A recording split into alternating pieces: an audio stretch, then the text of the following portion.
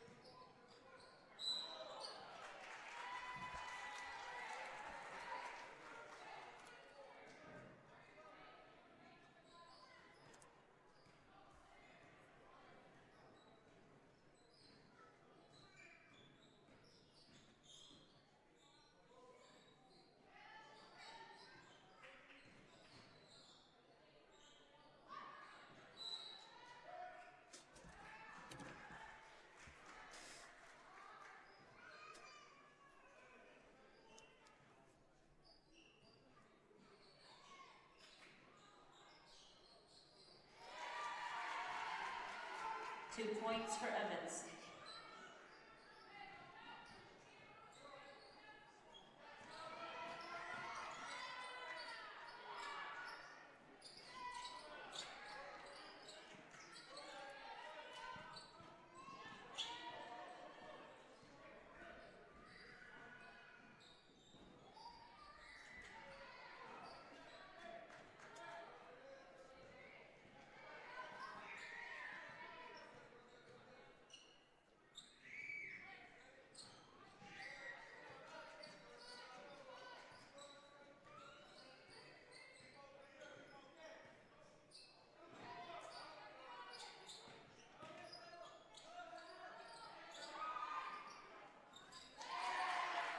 Two for Dutchita.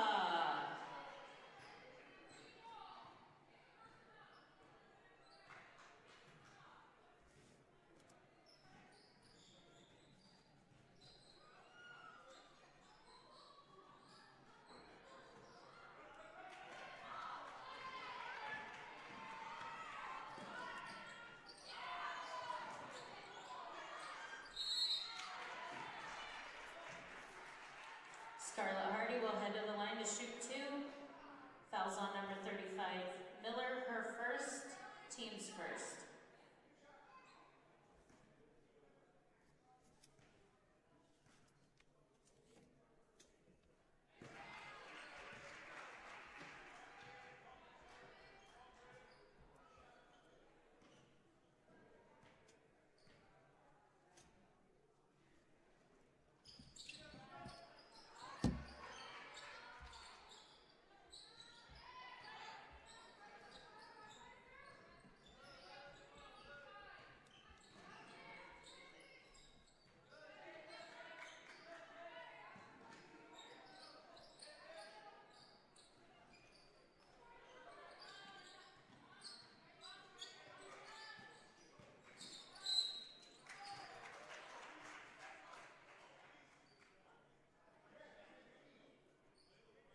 Fouls on number 15, Janessa Brown, her first to team second, Audra Weaver shooting 2.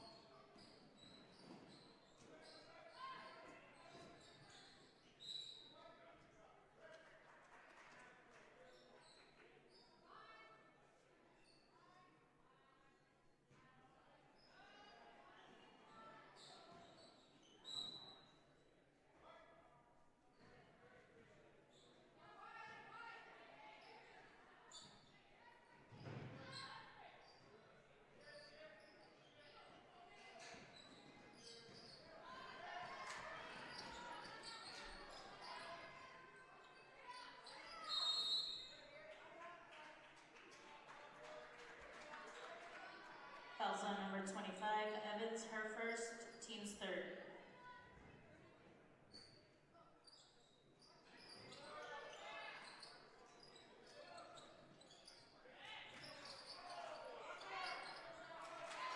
Two points for Hardy.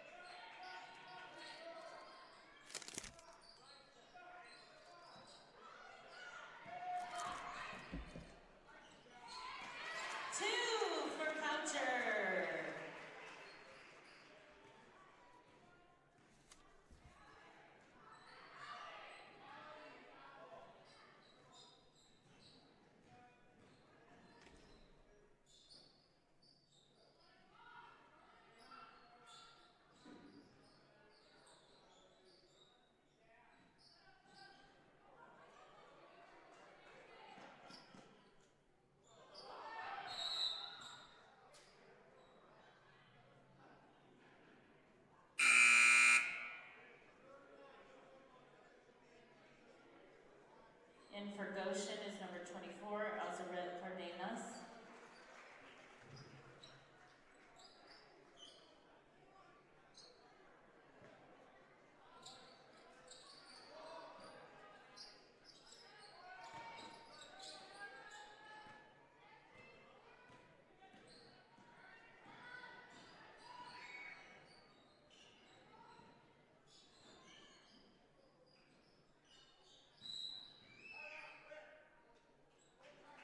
Full timeout, Goshen.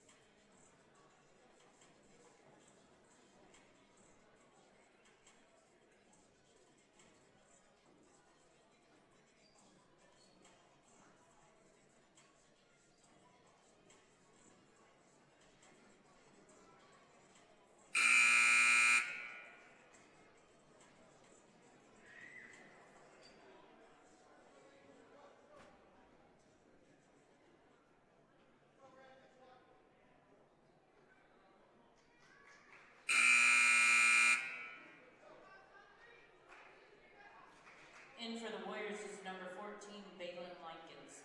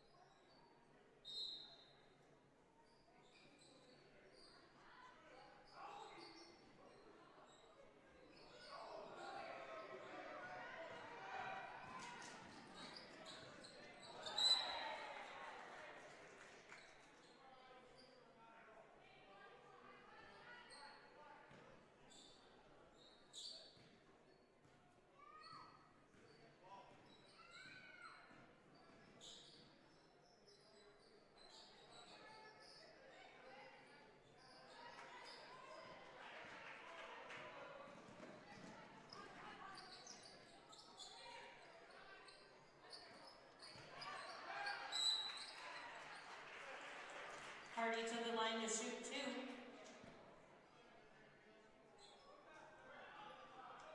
Fouls on 35, Miller, her second, team's 4th.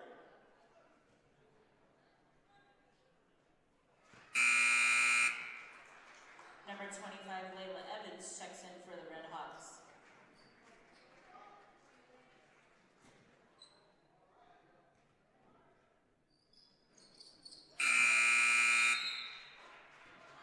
Dutchita is in for the Warriors.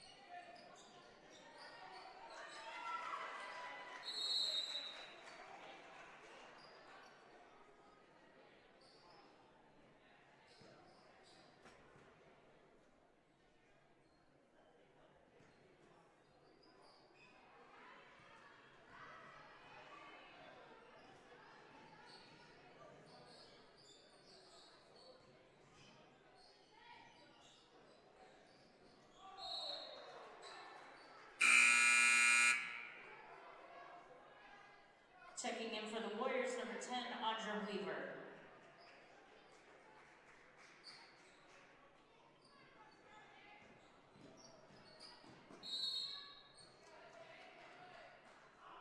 Fouls on number 10, Mia Winship, her first, team's first.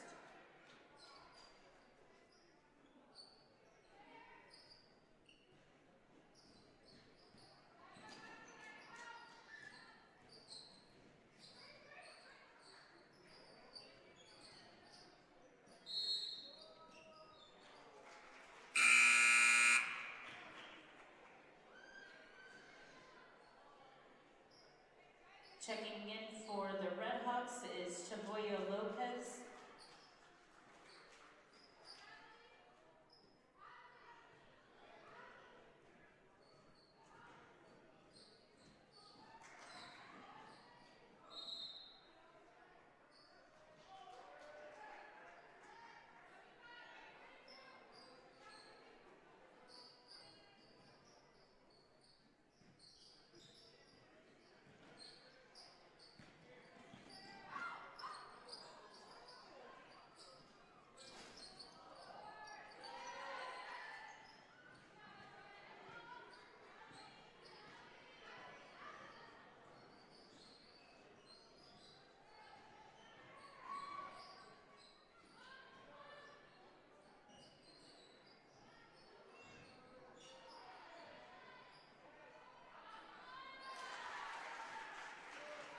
Two points for Evans.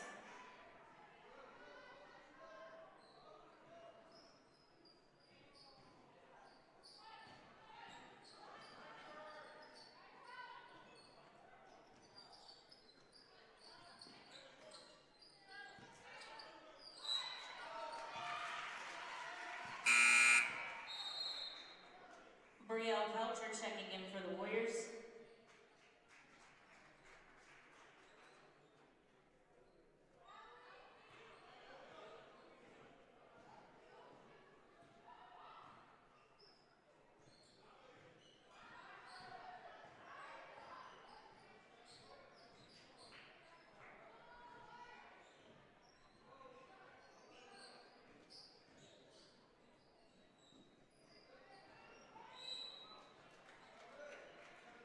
Fouls on number 10, Weaver, her first, team's first.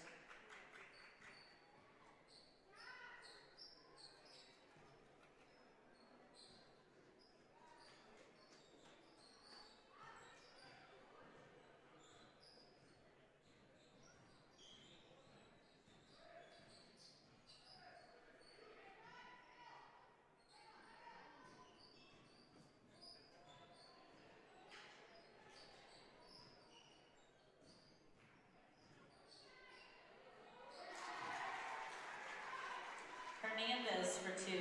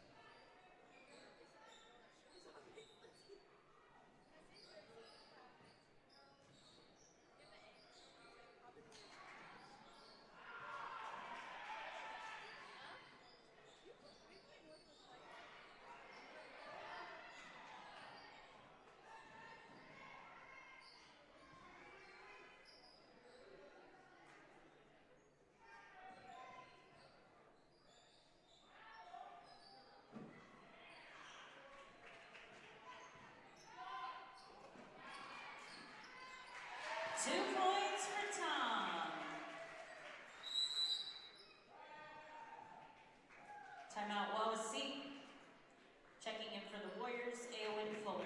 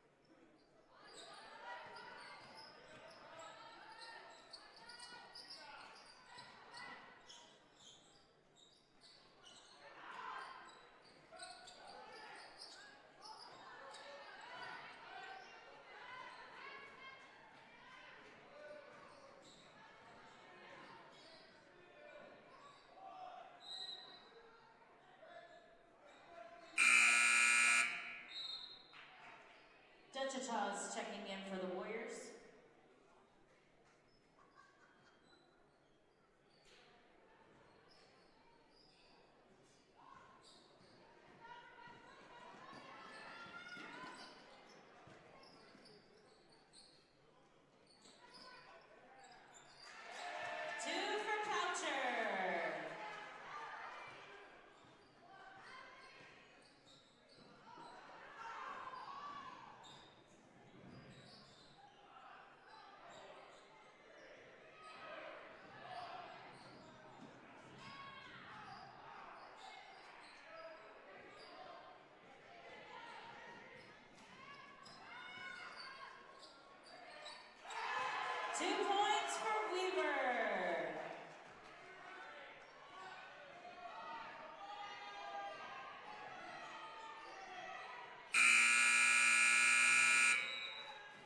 Headed into halftime, Warriors lead the Red Hawks 19-6.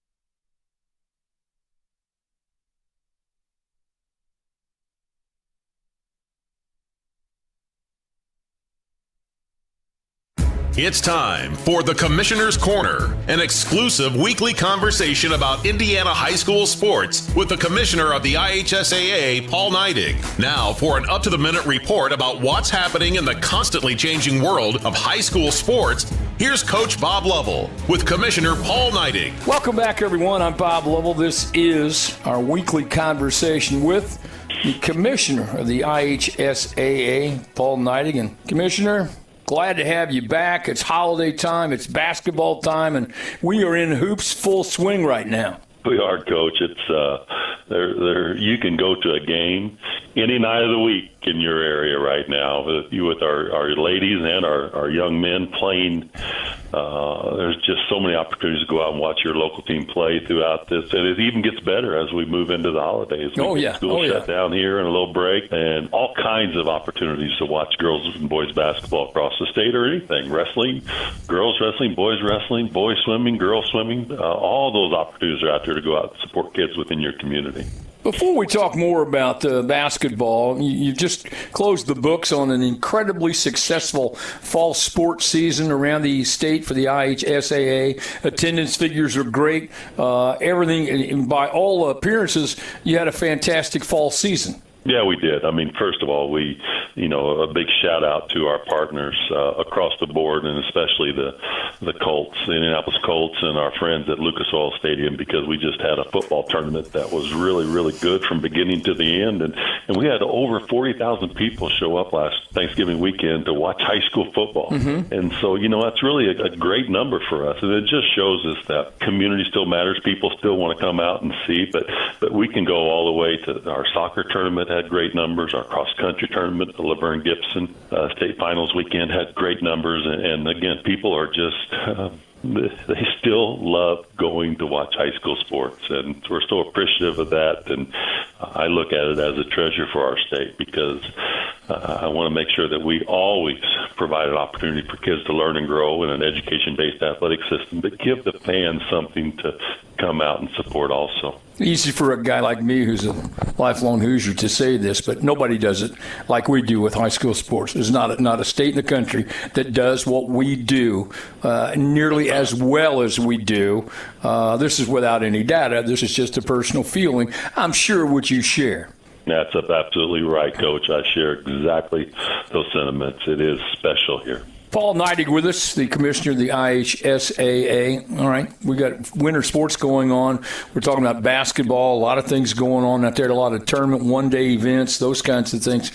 Paul, we forget one of the unsung, underappreciated elements of competition in our state is we have teams, we have coaches, we have fans, we also have officials, and I know you and the IHSAA are always looking to improve and increase the number of officials we have, not just in basketball, but in all sports across the board. That's exactly right, Coach. And, we've signed up over 600 new officials this past year that have decided to come out and help us officiate high school games. But at the same time, we have 600 new. We're losing. We lost over 600 this past year, whether retirement or job demands become differently.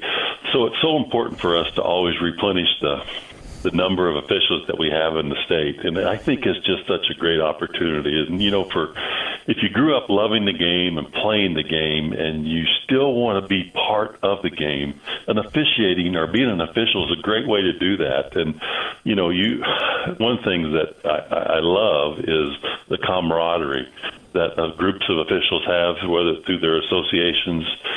These guys and women become friends for life and take care of each other. And it's such a special group of people to be part of. And certainly we can always use more. And we would love for people to sign up and come out and be an official. And it doesn't have to be at the high school level, which is where we would love to have you, but it can be at the youth level. But come out and join us and give kids an opportunity to play by being an official. Commissioner Niding, I know it's holiday time, so I hope you and your family have a great holiday. Thanks for all you do for us, and we'll talk again next week.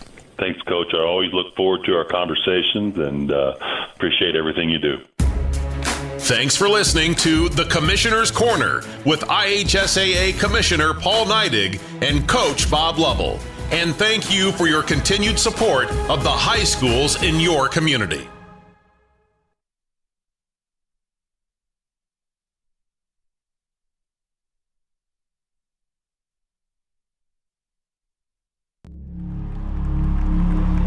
Some see a wrestling match.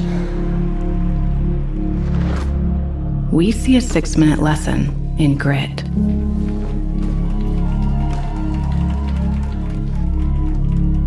Some see a coach sending a runner home. We see a mentor guiding a student athlete into the future.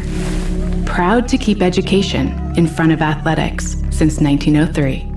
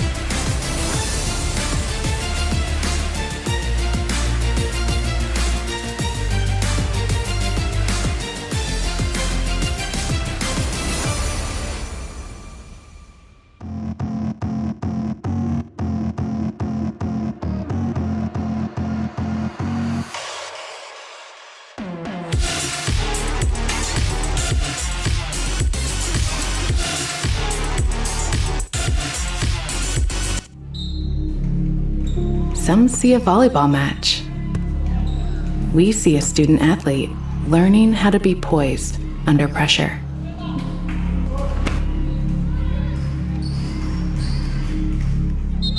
Some see a high school football stadium. We see the one place where the whole community comes together. Proud to keep education in front of athletics since 1903.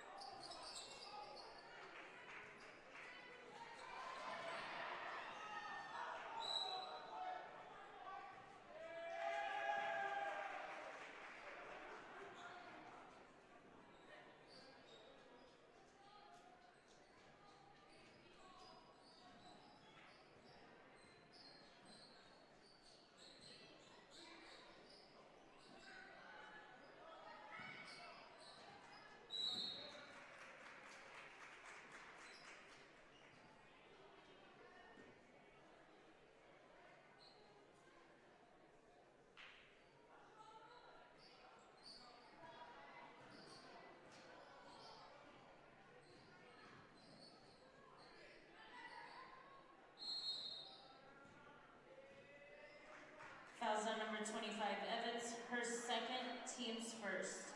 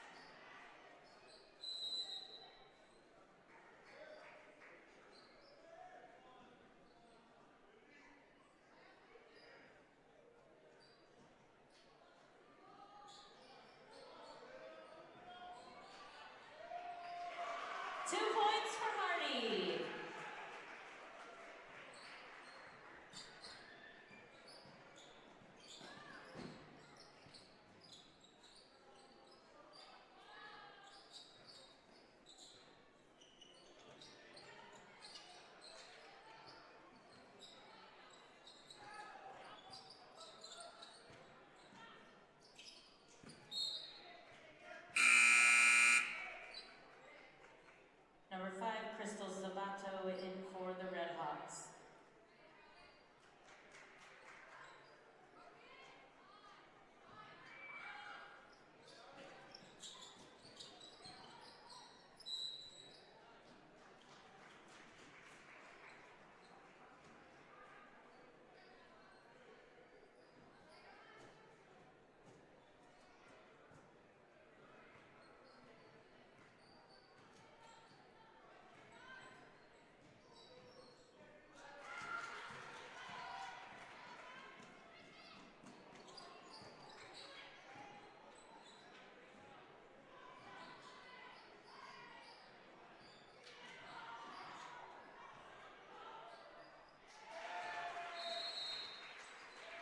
Dutchatown scores for the Warriors. Timeout, Wawasee.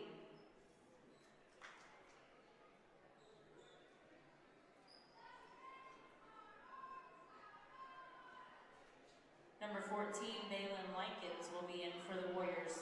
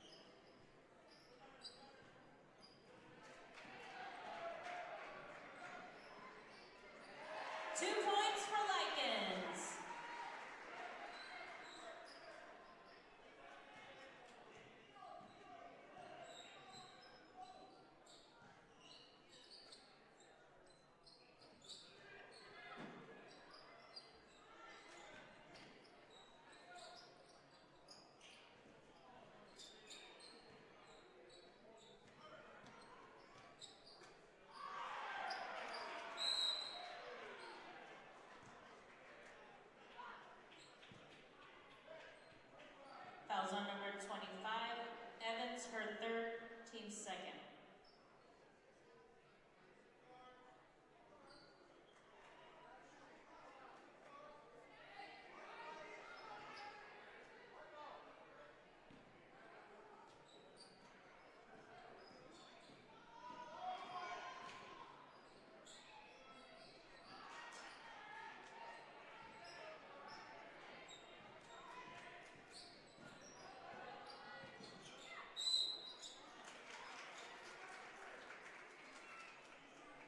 Winship to the line to shoot 2. Fouls on number 10, Audra Weaver, first, second, teams first.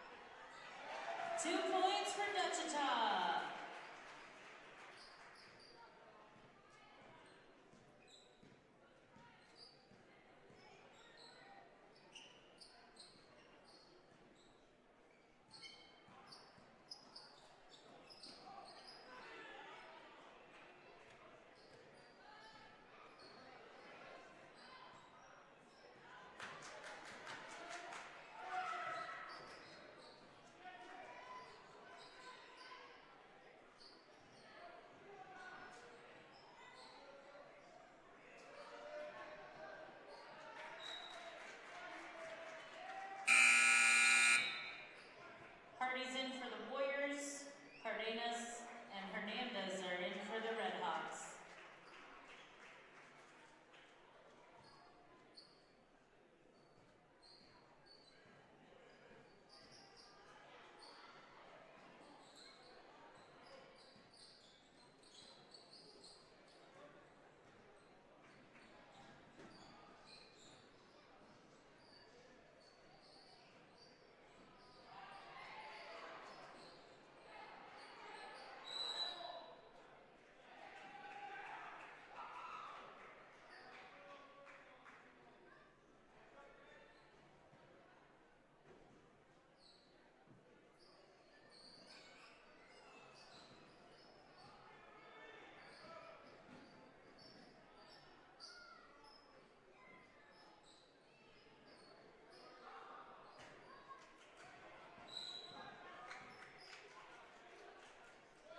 Fouls on number 10, Weaver, her third, team second.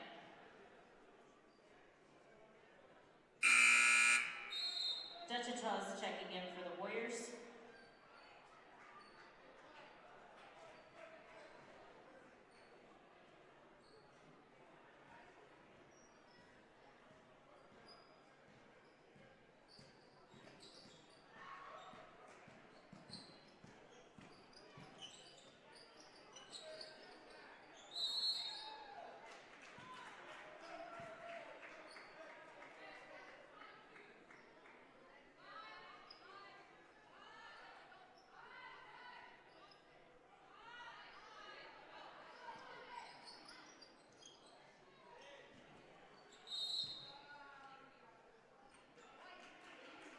Fouls on number 32, Dutchitaw, her first, team's third.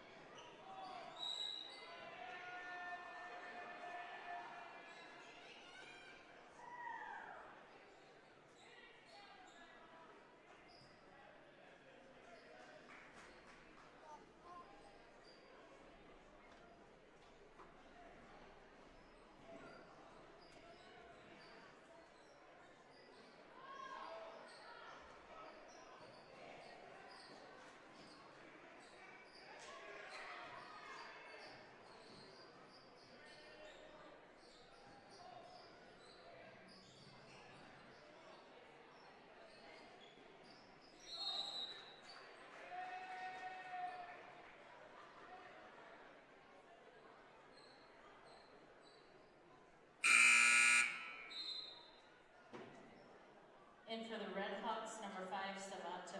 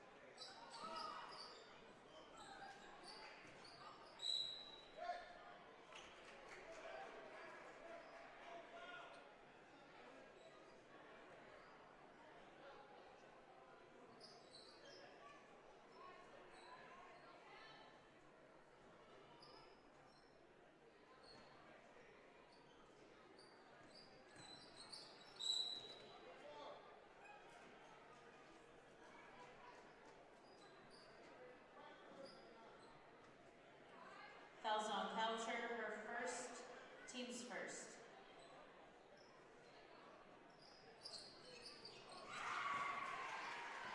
Two points for Hernandez.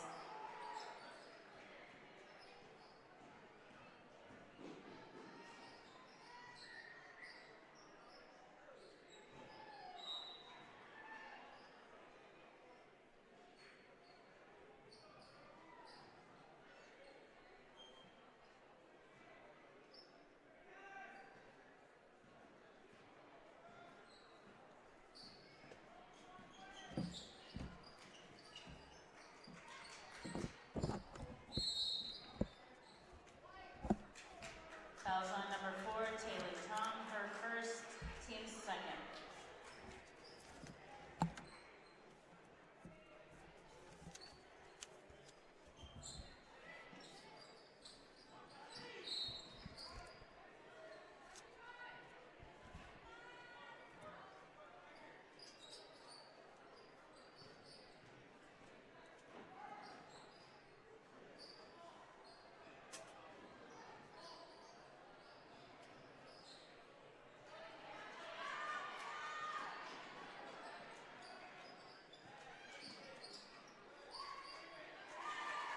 Two points for Hernandez.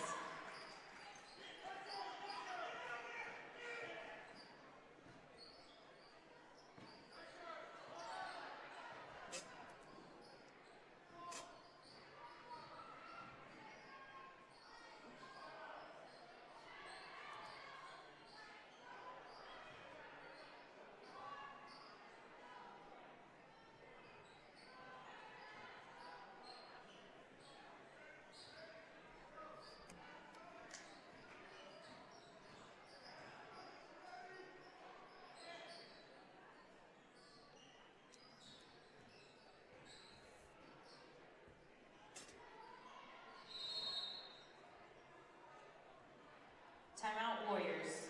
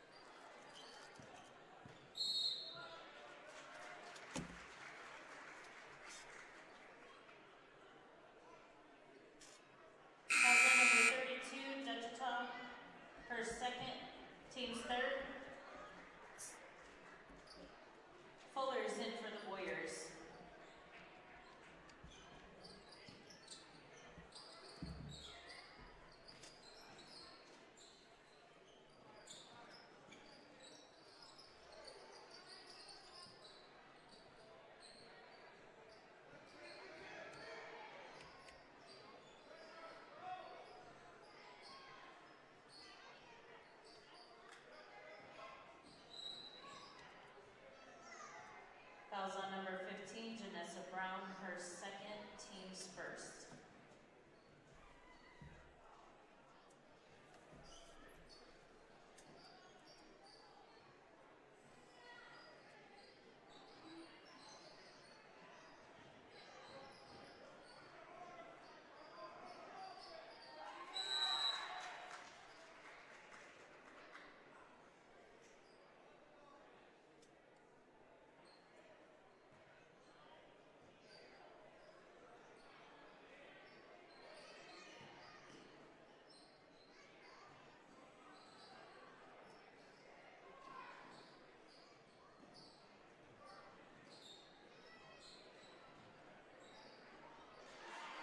Basket's good for Hardy.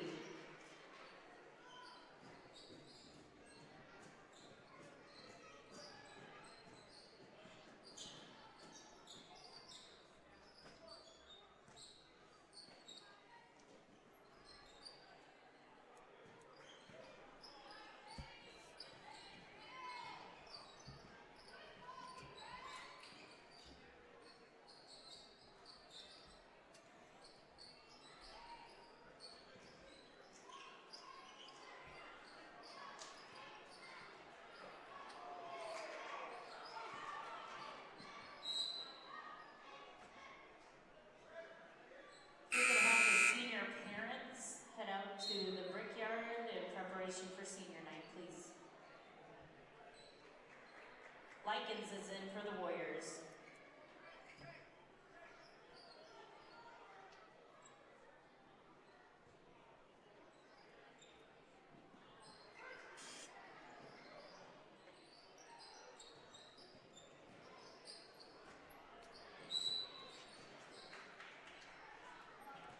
Fouls on number 5, Zapato, her first, team's second.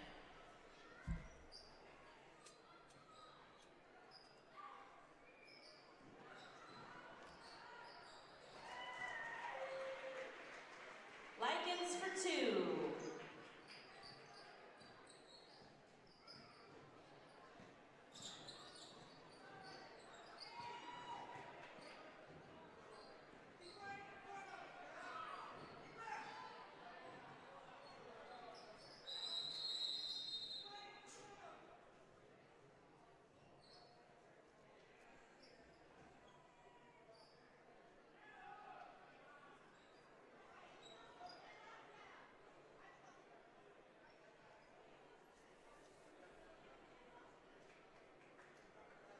Number 20, Chagoya Lopez is in for the Red Hawks.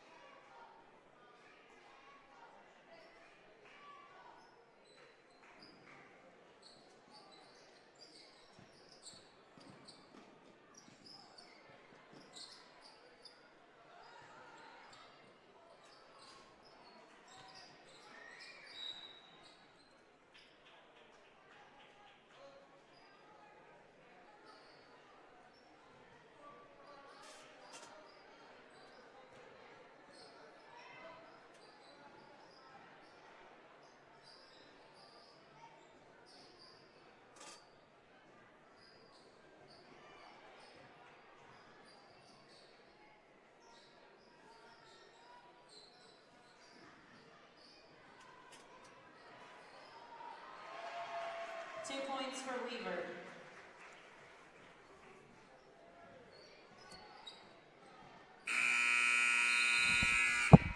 That's a Lady Warrior win.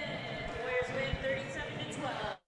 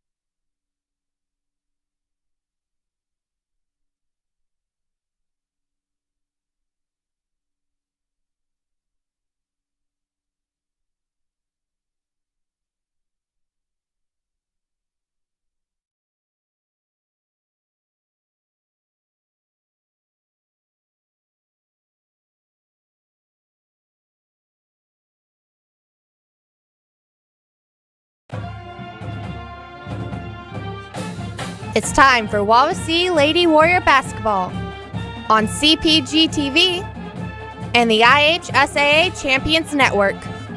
The Lady Warriors will host Goshen. This year's broadcast is brought to you by Brian Wietrick with Hahn Auctioneers, Northern Lakes Insurance, Sox Marina, Jeremy Dorr with Remax Partners Syracuse, South Shore Social, Goshen Home Medical, Brook Point Resort, Scott Gingrich with the Gingrich Group, Chubby's Pub and Grub, Dynamic Spine and Rehab Center, Northern Lakes Realty, Wallace Plumbing, Heating and Cooling, Quality Engineered Services, Appleseed Eye Care, and the Wawasee Alumni Association. Now let's take you to the Hardwood TP here at Wawasee High School. With the call, here's Joshua Pulaski and Garrett Lash. Welcome, everyone, and always happy holidays here from the Hardwood TP in Syracuse, Indiana. We've got a good conference matchup tonight between your Wawasee Lady Warriors facing off against the Goshen Redhawks, as well as it being senior night for the Wawasee Warriors. I'm Joshua Pulaski, your play-by-play. Alongside me is Garrett Lash, my partner and classmate. How are you doing tonight, Garrett? Good. How are you? I'm doing fantastic. Senior nights tonight. We get to enjoy a great night to see these players perform, do their best against a conference matchup like Goshen. Well, it is. You know, senior night's always a special thing for these seniors because this is one of their home games on their senior night. It's one of their home games on their senior year. So it's always kind of important. Senior night is always an important thing. Plus, it's also a memorable thing for the players that are still not seniors and that are coming up. It kind of gives a celebration to say, like, we've enjoyed you being here, and now we give you a little bit of celebration. You are a senior now. You've worked hard. A lot of these players have been here probably since freshman year, and we just enjoy broadcasting them here with us on CPG-TV. Now, what should we expect tonight, Gary? We got a really good conference matchup with a really experienced coach of Goshen and a really good team of Wawasee. Well, I think we're going to expect a lot of things on the court tonight. Probably a lot of running up and down the court, a lot of shooting, trying to shoot the ball, trying to get the ball, keep the ball in our possession. I think that's what we're going to see a lot of tonight. I agree with that, Garrett, and especially both teams want to come out with a win tonight. I have both teams right now. Wawasee is 1-1 in the conference, whilst Goshen is 0-1. Wawasee wants to get another win under their belt after a not great loss against Northridge, and Goshen wanting to keep their win streak after winning against West Noble. Both teams, again, this is a conference matchup. This is any regular game. This means business. This is for your conference, and it depicts a lot of things for us. Yeah, it does.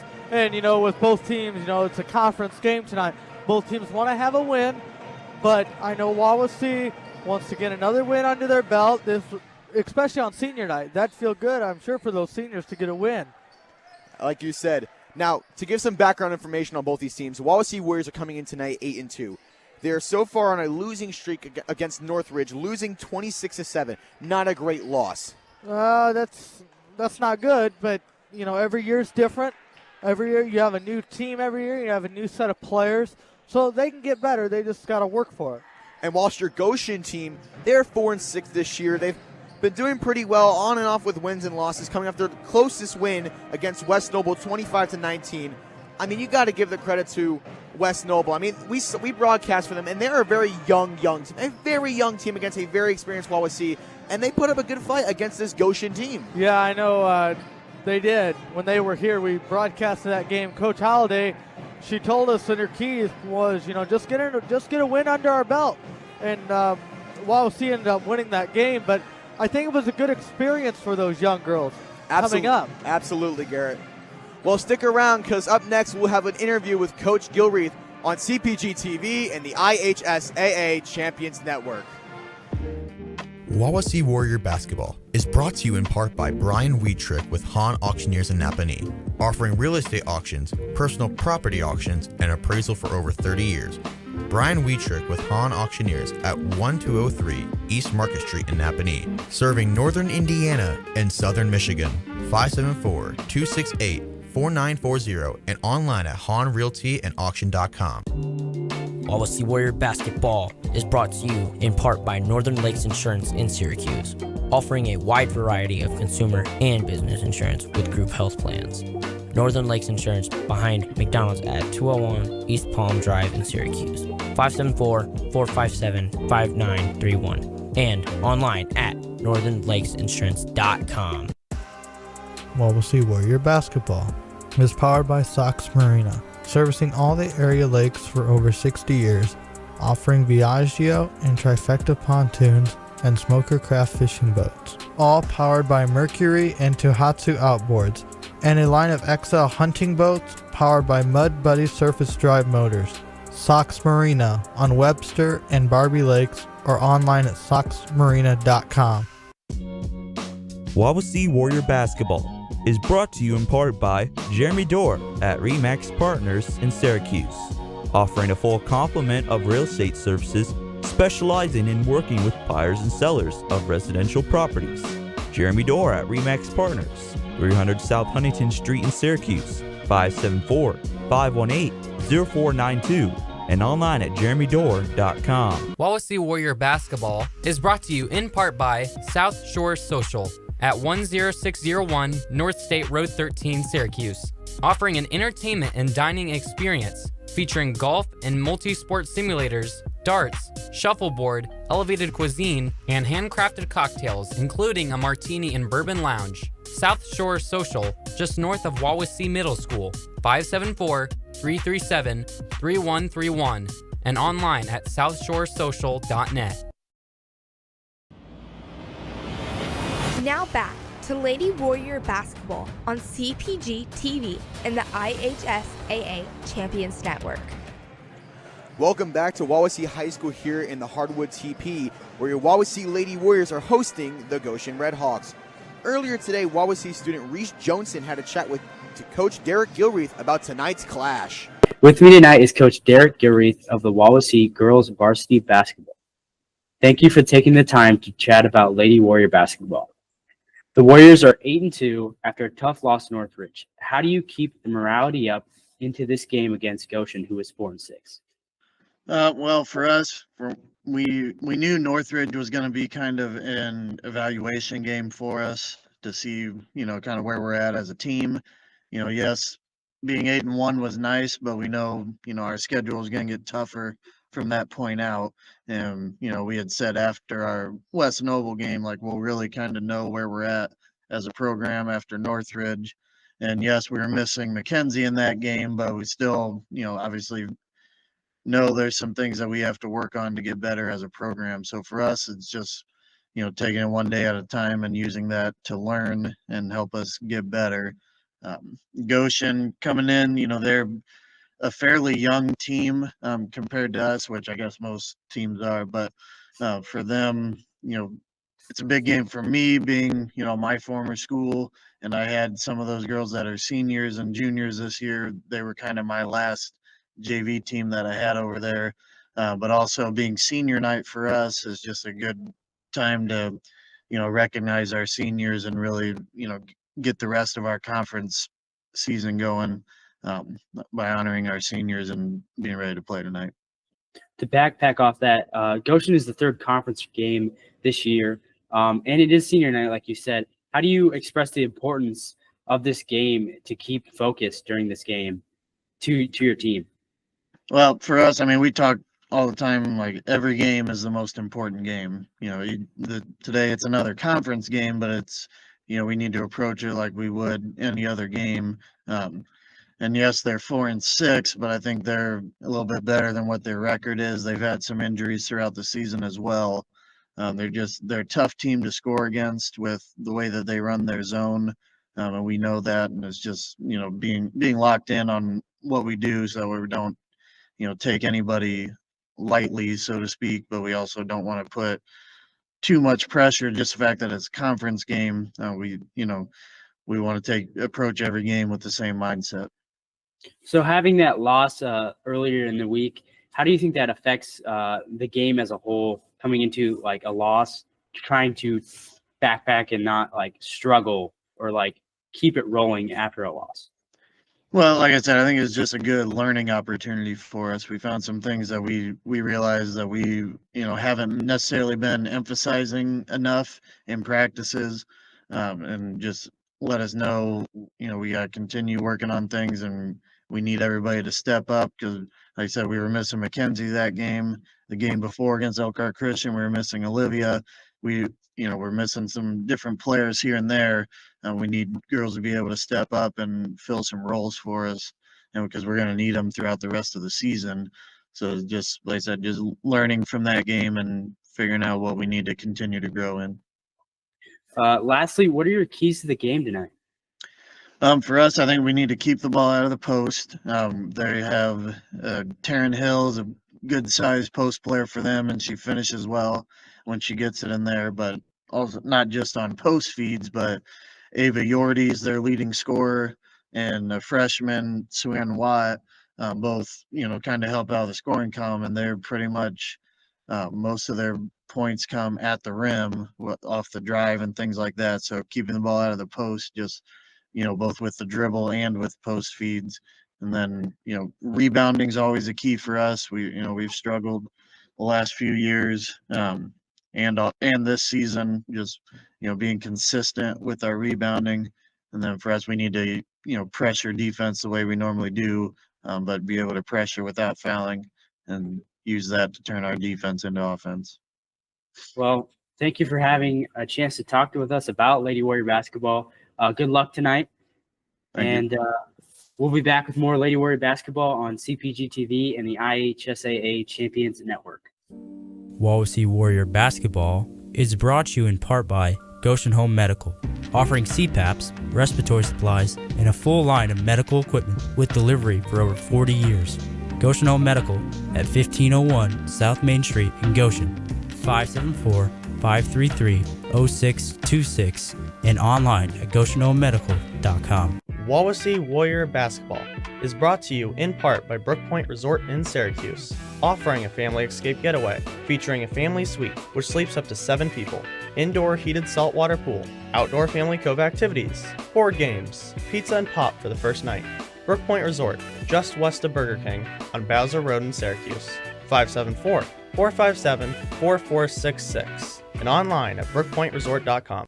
Wawasee Warrior Basketball is brought to you in part by Scott Gingrich with the Gingrich Group in Milford. We are a full-service realty company, including property management services in Kosciuszko and surrounding counties. Our goal is to be a trusted advisor for you before, during, and after your transaction. Scott Gingrich with the Gingrich Group, here to help make your home dreams happen. Located downtown Milford at 120 South Main Street or online at thegingrichgroup.com. Wawasee Warrior Basketball is brought to you in part by Chubby's Pub and Grub in Syracuse, offering a full menu including daily lunch and dinner specials with a family room. Chubby's Pub and Grub at 1201 South Huntington Street in Syracuse, 574-457-3855.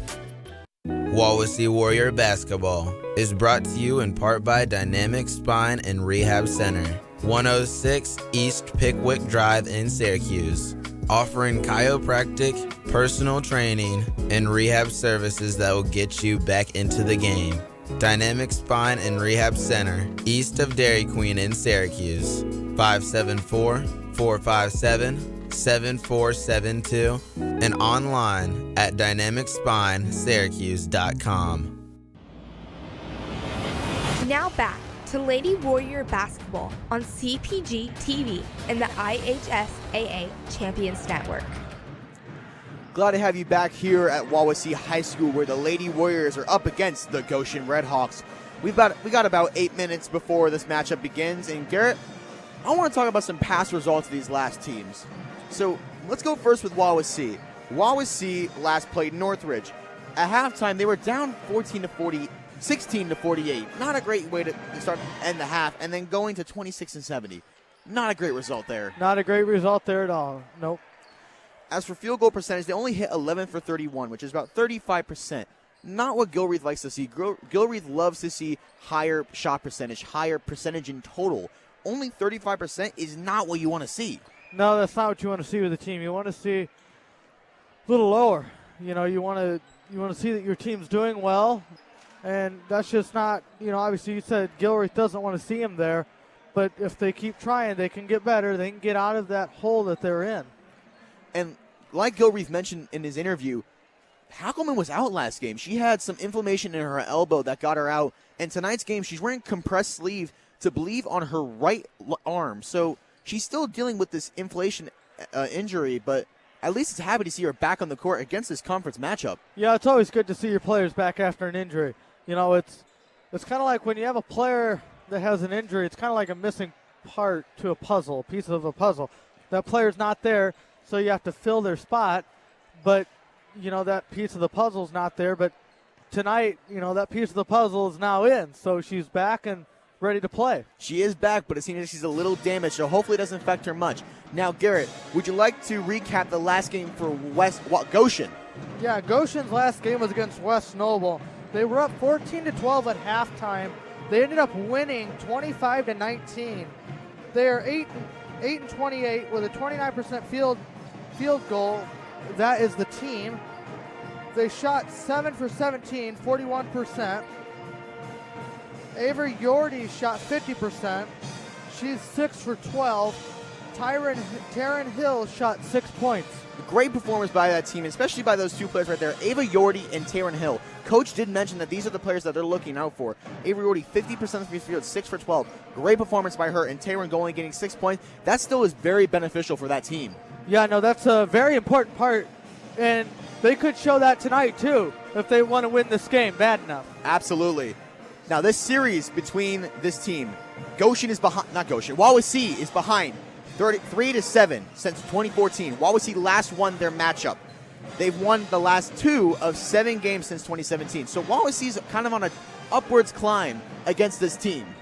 Yeah, and hopefully they can continue that tonight. Stay on that upward climb. Do the things you're supposed to do. Do the things you practice with in practice. And I don't think that's going to be a problem.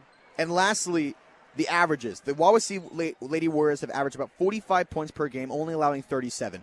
21 rebounds, 11 fouls per game, 13 turnovers, almost 40% from the field goal, 31 from the three-point range, and 54 from the free throw.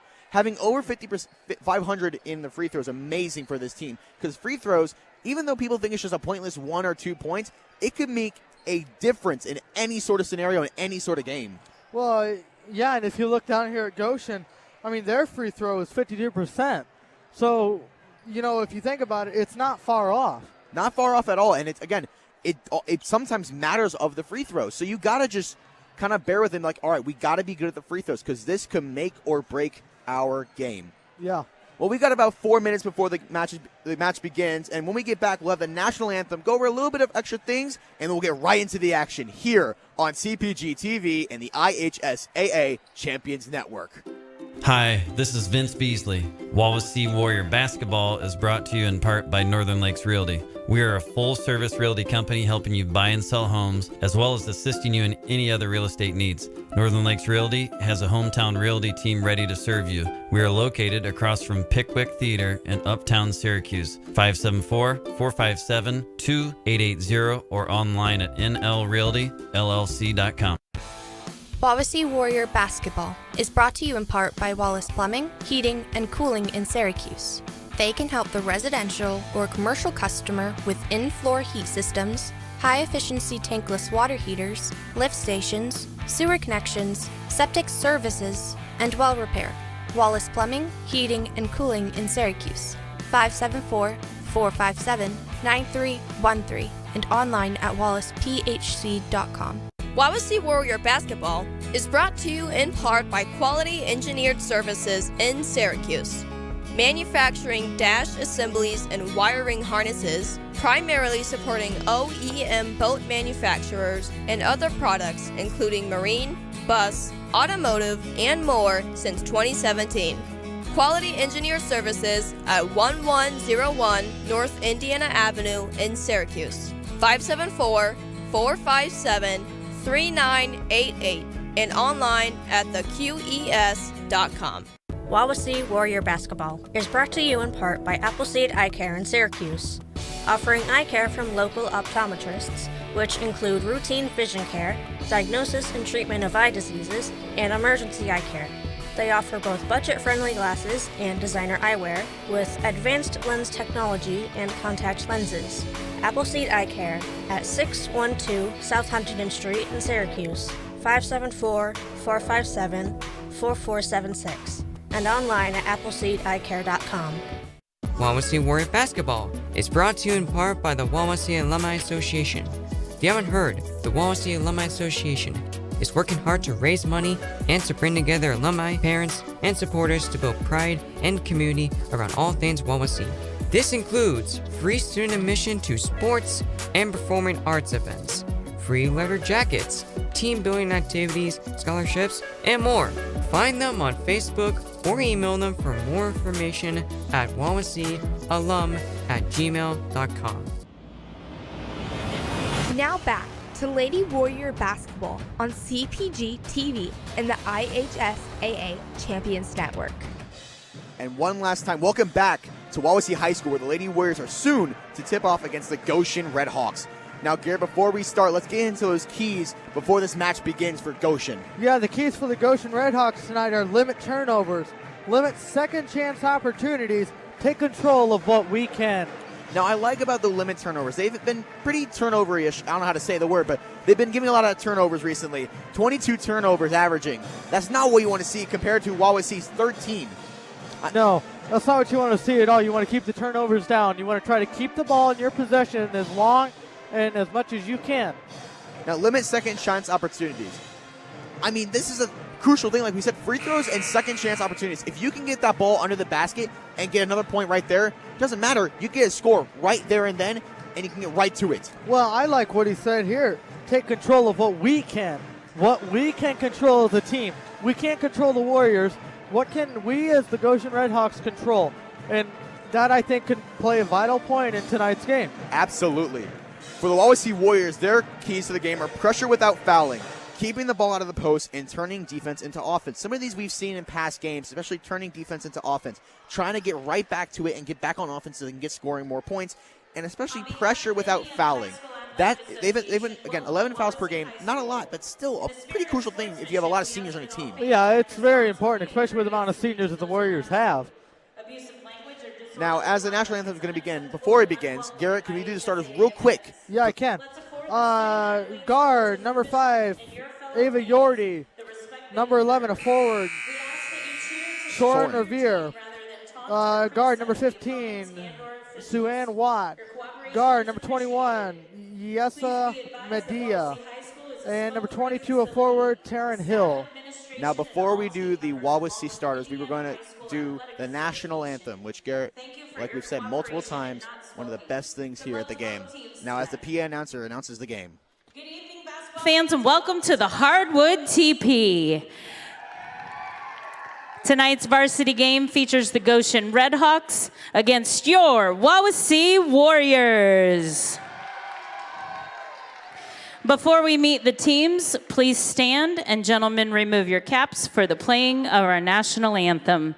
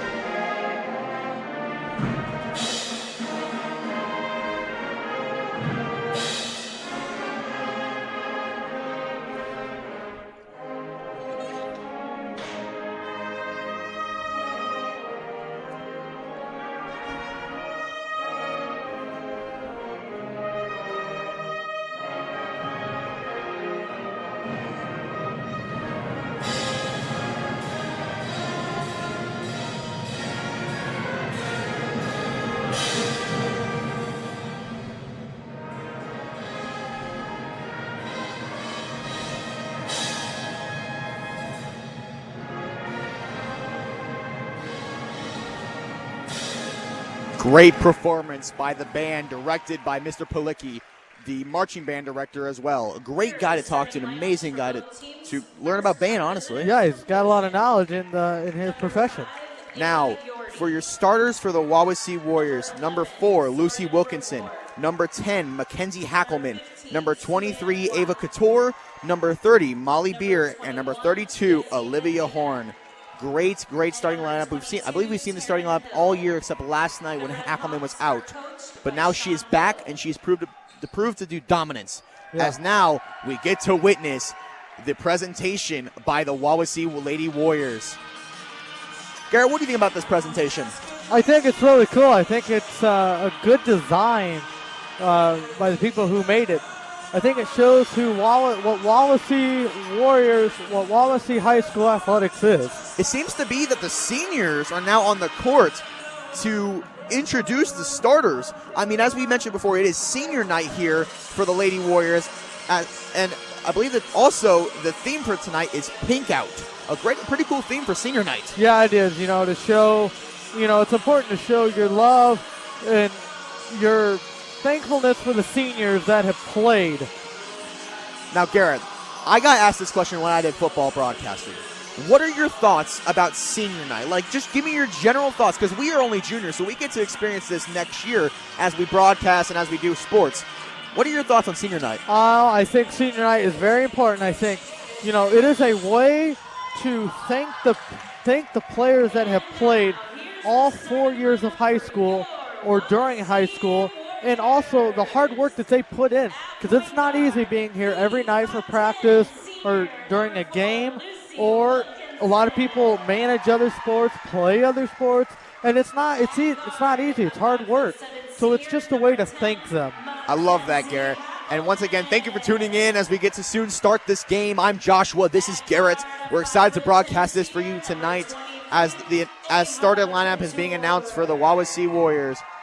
And I will say, this is a long line. It's a very long line, but it's a long line of people who are thankful for the players who have represented their school. And not just people, students. Students. Every one of those kids in that line are students. It's amazing to see, and what a wonderful sight. Just now seeing now they're all going back to their seats. Players are hyping them up, getting them ready as we're about to get into the action of the Wawasee Warriors versus Goshen. I don't know if there has to be any hype. I think we're ready to go. Absolutely. I mean, this is a conference game. You got to be hyped. You got to be ready. There is no other way. Warriors versus Red Hawks. Third conference match for the Wawasee Warriors. The second for Goshen. As tip-offs underway, we have Ava Couture doing the jump off for Wawasee, and Susan Watts, number 15 for Goshen. Ref getting closer to the half court. Blows the whistle. It's game time. Ball's in the air. Got by Goshen by Ava Yordi. Ava Yordi passes half court. Goes over to the right wing. Getting guarded by Hackelman. Down to Hill. Hill now over to Watts. Watts drives inside. Goes for the shot. Misses. Rebounded by Hackelman. She's on the floor now. Jump ball. Ball kind of was just scrambling on the floor there. Yeah, the ball was just kind of scrambling on the floor there. Not a whole lot. They lost the ball and went to the floor. Now, Hackelman at the baseline to inbound it over to Wilkinson. Wilkinson slowly driving up the court. 7:36 left. Goes right to left. Pass to Hackelman at the left wing. Now to the corner. Going for the shot was Ava Couture. She missed. Now rebounded around. Go to Horn. Now Wilkinson at the left wing. Over to Beer. Back to Wilkinson. Wilkinson setting a play. Over to Couture. She goes to the top of the key. Now to Wilkinson at left wing. She drives inside. Bounce pass. Stolen by Goshen. Medina has the ball. Driving up the court. Goes up past the top of the key. Heads to the left side. Pass inside to Hill. Near the free throw line. Pass now to the top of the key for Ava Yordi. Now to Revere. Over to Medea.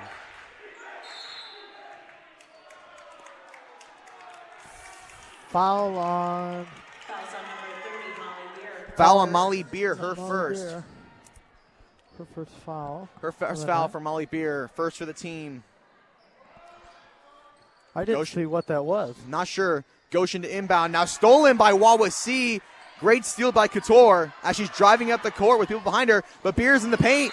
But too high of a pass. Tried to go for an overhead pass and just could not get it. Well, she thought Beer was down at the end, and she was, but it was just a high pass. Just went out of bounds there. Wasn't able to be caught. Goshen with the ball. Pass to Yordi. Over to Medea. Now Revere. Back to Yordi. Haven't passed half court yet. Finally does. Over to Watts. Watts goes for the shot. Misses. But fouled on the shot going to the free throw line.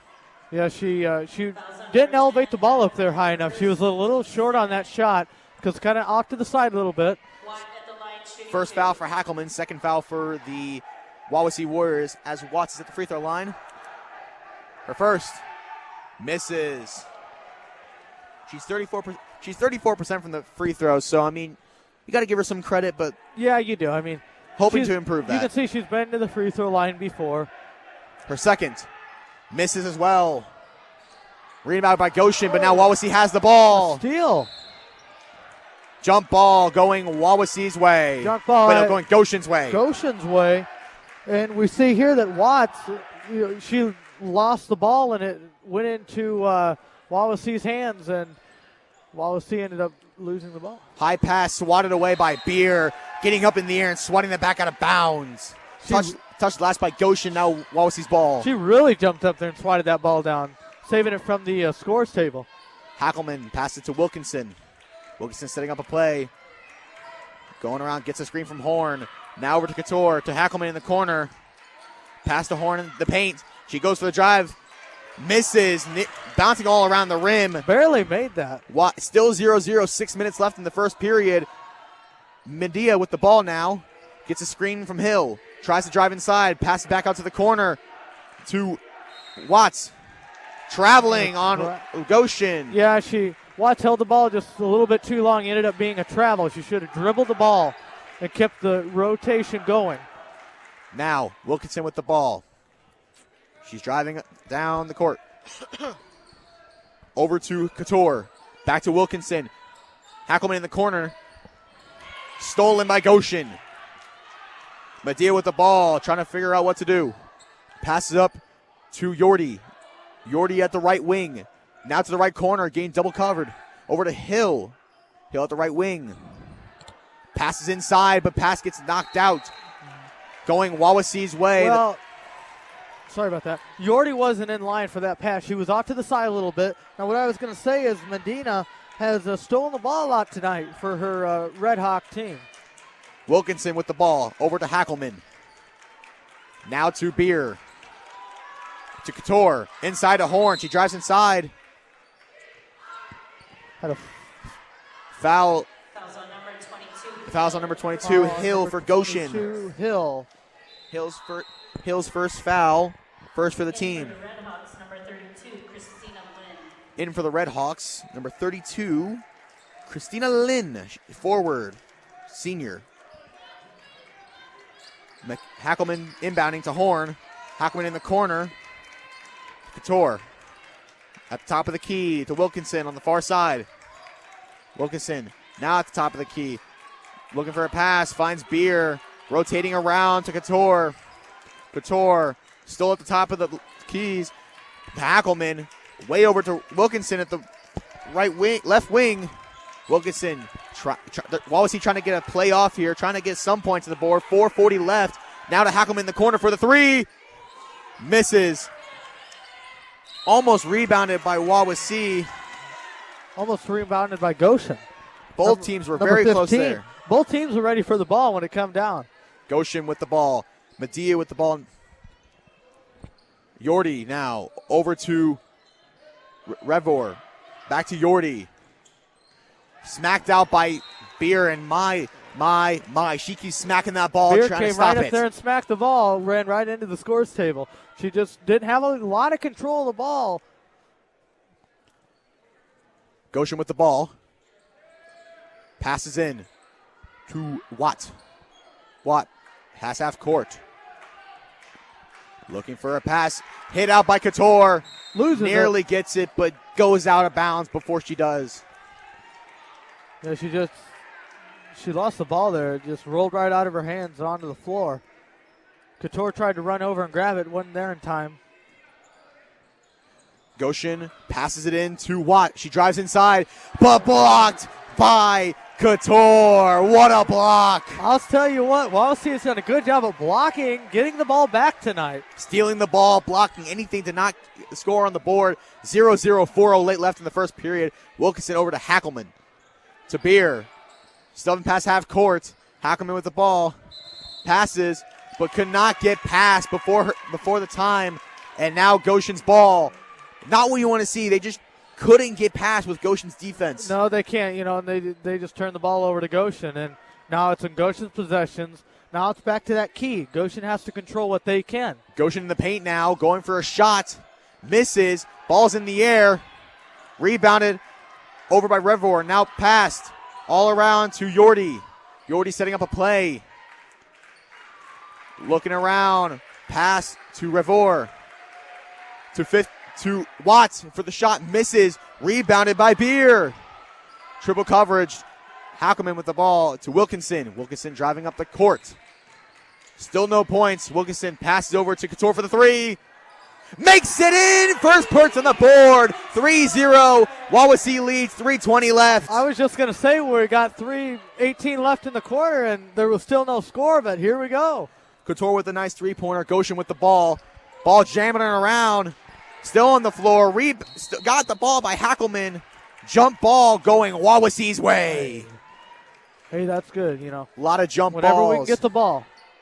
Great to see. Now, substitution for Goshen, number 13, Lily Begansky. She is a forward junior. Wawasee to inbound, 3:08-3-0. Wawasee leads. First points were scored by Couture, a three-pointer. Wilkinson with the ball. Passes half court. Looks around, gets to Couture in the corner again. She goes for another one. Misses. Rebounded by Christina Lynn. Medea with the ball. Goes up the court, guarded by Wilkinson. Tough coverage by Wilkinson. Now bounced out by Couture. Couture with a great knockout. Ooh, slipped over the ball there with her feet, landed on the floor. Jump ball going Goshen's way, but a really hard fall there. A really hard fall. She her feet rolled on the ball. Both coaches trying to calm down the team to not start anything. Yeah, and that's important. Just calm down. It's the game. There's still a lot of game left to play. Nothing to get too fired up about quite yet. Wilkinson with the ball. Passes half court over to Hackelman.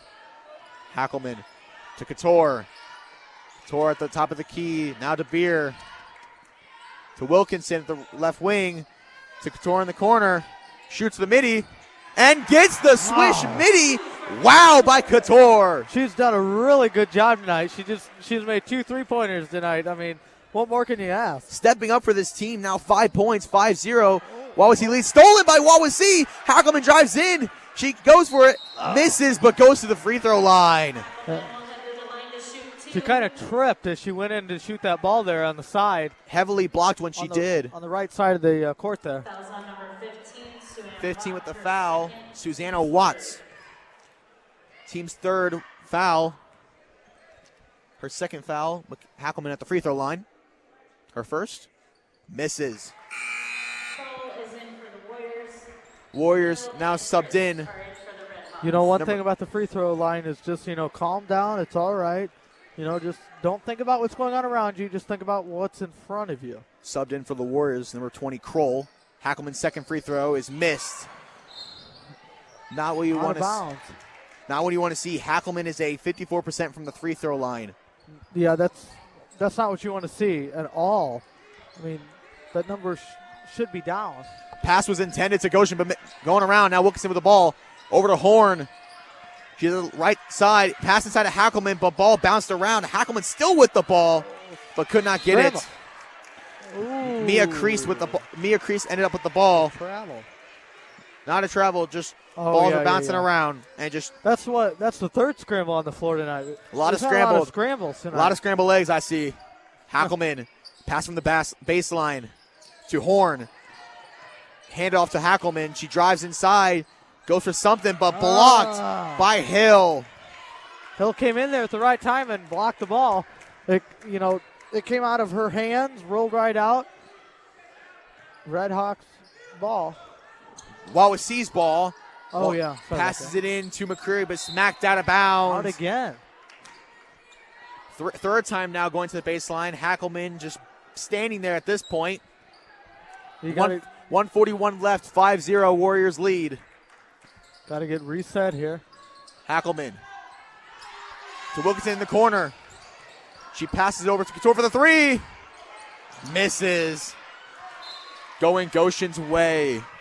Not a three she wanted to see there. No, I think she should have came in a little bit closer, and she probably would have ended up making it.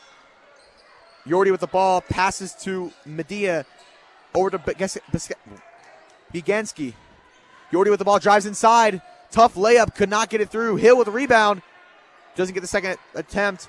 Wilkinson driving down the court, no one around her. Finally a defender, she goes for the shot, makes the shot, and goes to the free throw line. One thing about the Warriors tonight, they've been to the free throw line a couple times, and that's not all a bad thing. That's just a chance to get some extra points.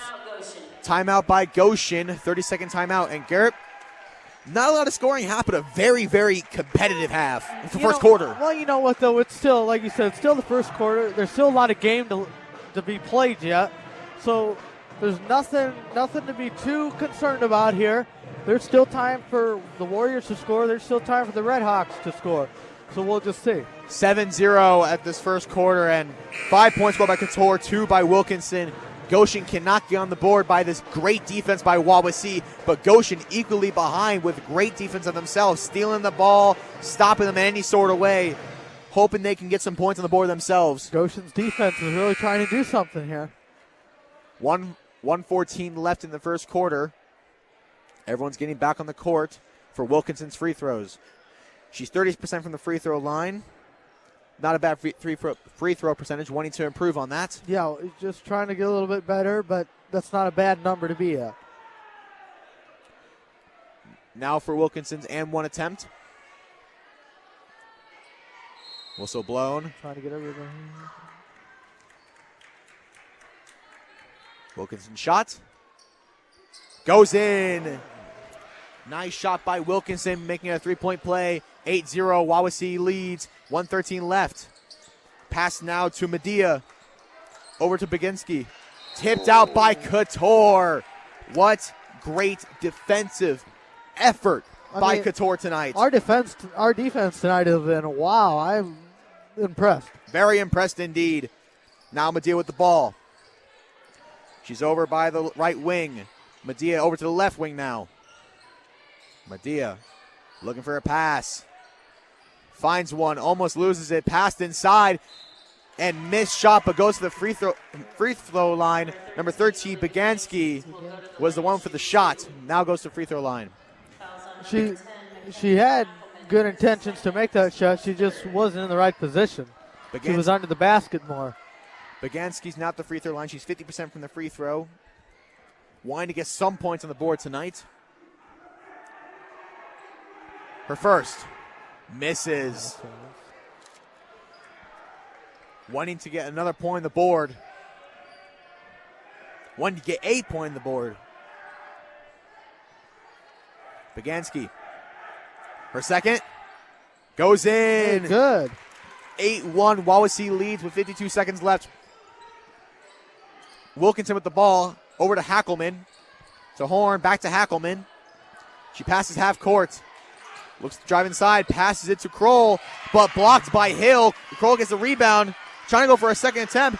Hackelman at the corner. Pass inside to Horn for her shot. Misses. Goshen's defense came right in there and blocked that ball right in the corner. Right kind of out of the out-of-bounds lines there in the paint. Horn got the fouled shot, sending her to the free throw line. 5th foul for Goshen already tonight. Horn at the free throw line. Her first goes in. In for the Warriors, number 30, Molly Beer.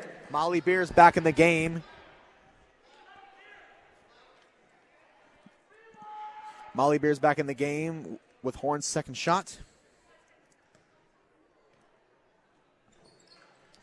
And she makes the second. 10-1. Wawasee leads with 32 seconds left. Yordi with the ball. Going up the court for Goshen. Passes half court to Chris. Over to Medea. Medea top of the key. Passed over to Baganski. Pass inside to Hill. Misses her shot. 16 seconds left. Ball scrambling around. Leads to a jump ball going Goshen's way. I believe it's the third jump ball for tonight, Garrett. Yeah, it has. It's the third jump ball for the Warriors. Goshen to inbound. Goshen looking around. High pass to Medea. Bounces out, going way over. Coach is setting a play for Goshen. 8 seconds left. And jump ball again. Now going Wawasee's way. A fourth one now. We've had a lot of junk balls tonight. I don't know what's going on here. 4 jump balls within 1 quarter. Now 6 seconds left to see if they can get one last second shot for Wawasee. 3, 2, 1. Could have had more time. Oh, last second shot by Horn. She got the rebound. Wow. I didn't see that coming. I didn't even see her down in the paint. Yeah, she was down in the paint there. Caught the ball, just drove right in there, made the last second shot. She was in a good spot to make that shot. Wow, that was good job. Well, what a great first quarter. 12-1, Wawasee leads. We'll be back with more Lady Warrior basketball on CPG-TV and the IHSAA Champions Network. Wawasee Warrior Basketball is brought to you in part by Brian Wheatrick with Hahn Auctioneers in Napanee, offering real estate auctions, personal property auctions, and appraisal for over 30 years. Brian Wheatrick with Hahn Auctioneers at 1203 East Market Street in Napanee, serving northern Indiana and southern Michigan. 574-268-4940 and online at hahnrealtyandauction.com. Now back to Lady Warrior Basketball on CPG-TV and the IHSAA Champions Network. Here we're back at the Hardwood TP as your Wawasee Warriors lead 12 to Goshen Redhawks 1, and a buzzer beater by Olivia Horn. It was a really long pass, really long shot by Couture. Couldn't get the shot off, hit the backboard, back down to Olivia for the last second shot and got in, making it 12-1. Right in the nick of time. Went in there right as the buzzer went off. She made it. Perfect timing. Medea with the ball. Starts the second quarter. Passed inside to Hill. She wanted to dribble inside. Could not get in. Pass back to Medea at the top of the key. Medea drives around. Goes to the left wing. Pass inside to Hill. She's trying to drive in again. Knocked out by Wilkinson. Beer with the ball now. Passes it to Wilkinson. She passes half court. Over to Beer. To Kroll. Scrambling, more going on the ground. Jump ball going Wawasee's way. Kroll was the one who had the ball, tried to drive inside, just could not get anything with everyone on Goshen swarming her. Yeah, and you know what? That's 5. Goshen has 5 fouls in total tonight. 3 for Wawasee. Beer with a wide open shot. Doesn't convert. Ball going around. Medea with the ball. She keeps it and passes it over to Yordi. Yordi passes half court. Trying to set a play. Looks to be for a screen from Hill. She gets it. Back to Hill at the top of the key. She goes for the 3. And oh my, she makes the 3. Wow. Great shot by Hill, Awesome making it 12-4. 12-4, Wawasee leads with 6:59 left. Kroll with the ball now. Passes the Beer top of the key. Over to Hackelman, back inside for Horn. She dribbles inside. She goes for the passes, actually Beer over to Wilkinson to Hackelman for the 3.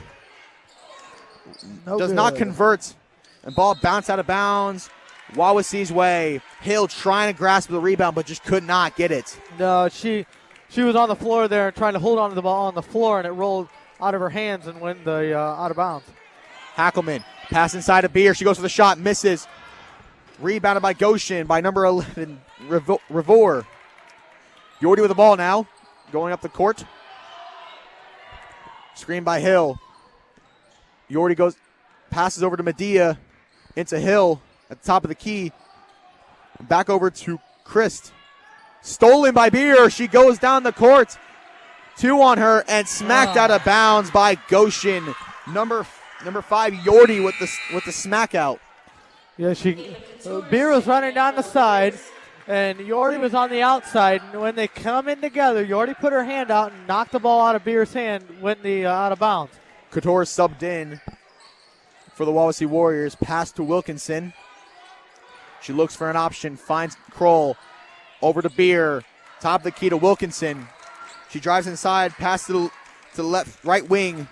Going around to now Couture at the left wing. Back to Wilkinson. Wilkinson trying to set a play to Beer. Still staying at the top of the key. Now with Haukeman with the ball. To Wilkinson. Tries to go for a shot. Fakes it. Going all across the top of the keys. Bounce pass to Hackelman. She drives inside over to Kroll to Hackelman. Misses. Couture with the rebound and gets the shot. That was Molly Beer with the rebound, made the shot. Just so you know. Thanks for the correction. Molly Beer with the shot made.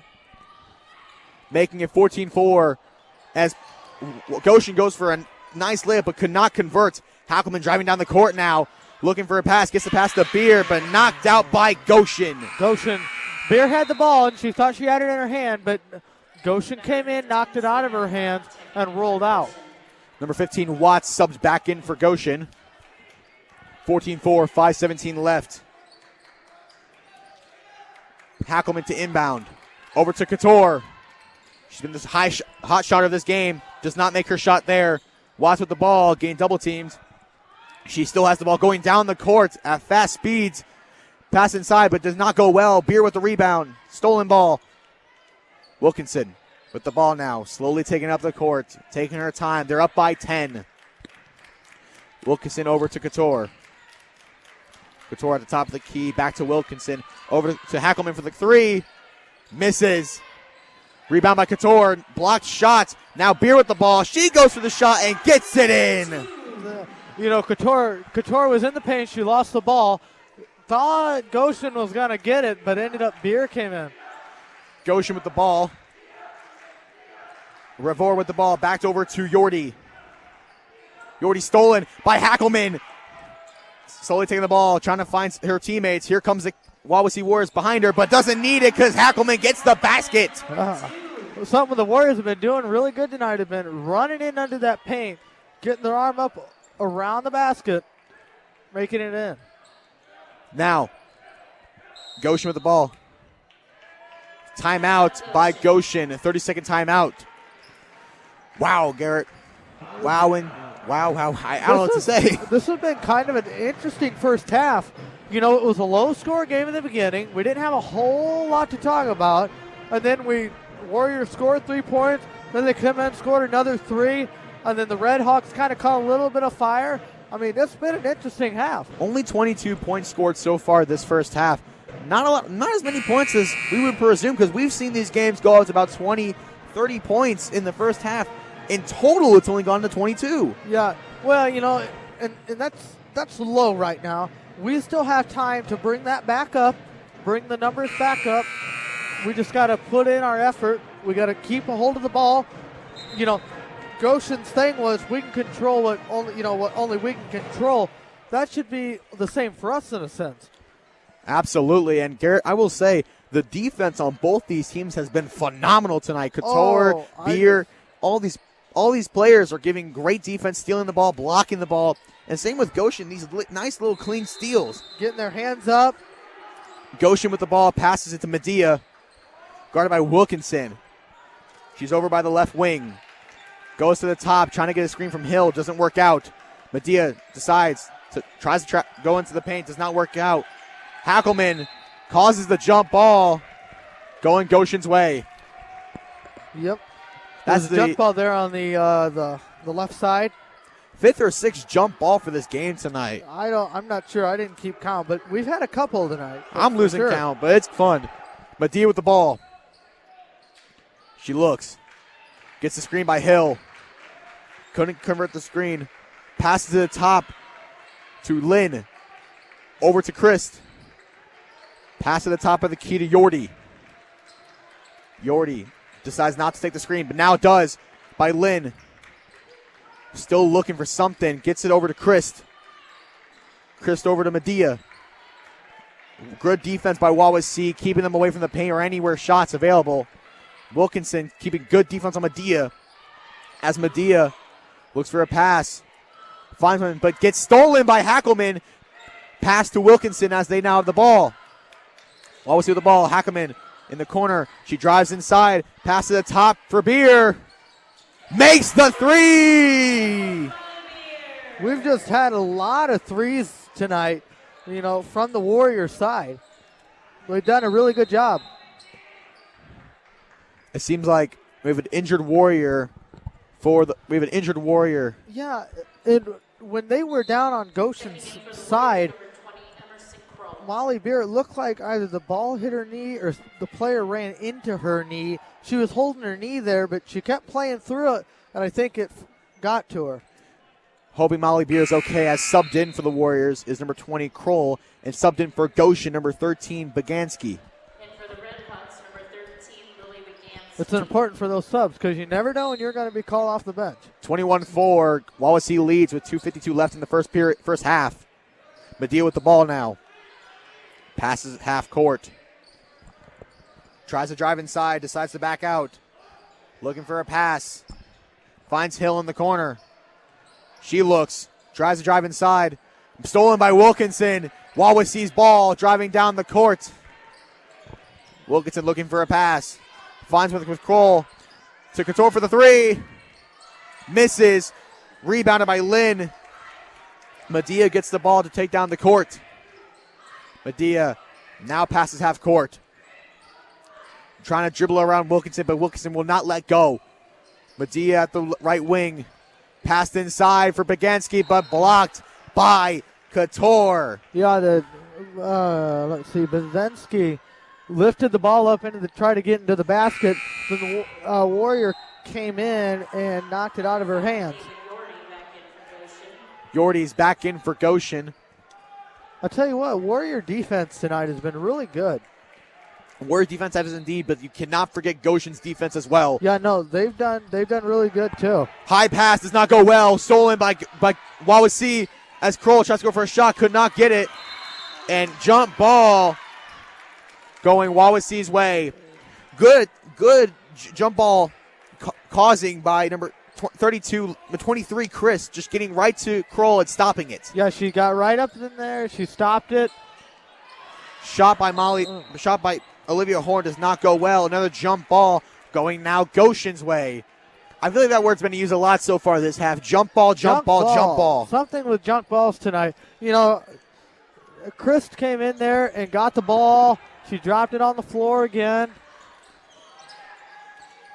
Like you said, 21-4. Wawasee leads. Yordi with the ball. Dribbles. Ball goes out of bounds, though. Going Goshen's way. Coach and ref having a little conversation here, trying to get things figured out. Trying to get things sorted out. Goshen passes it in to Medea.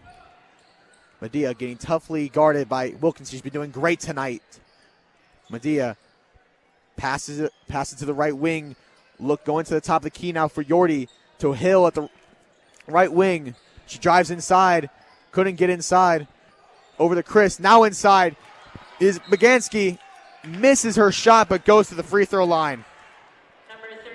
Yeah, she came in there and the ball was in the hoop, but it rolled out on the side, on the left side there. Foul on Couture as Baganski goes to the free throw line again. Her first. She makes.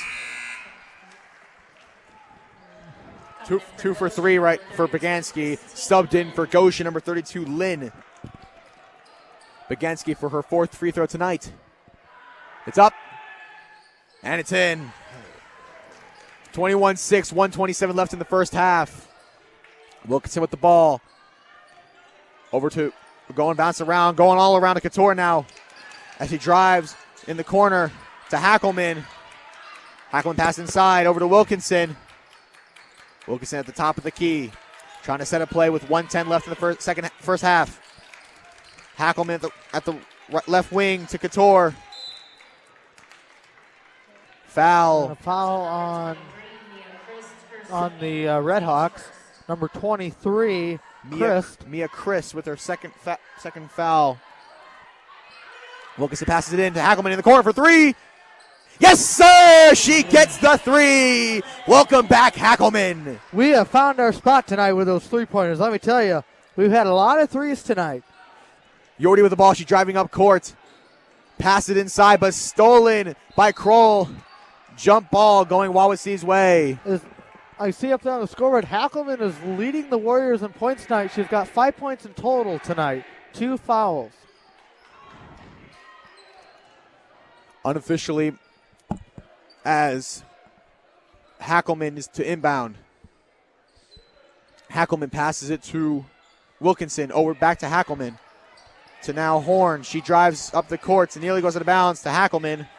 Back to Wilkinson. Trying to set a play. Wilkinson to Horn at the left wing. Ball almost stolen, but Couture gets it back.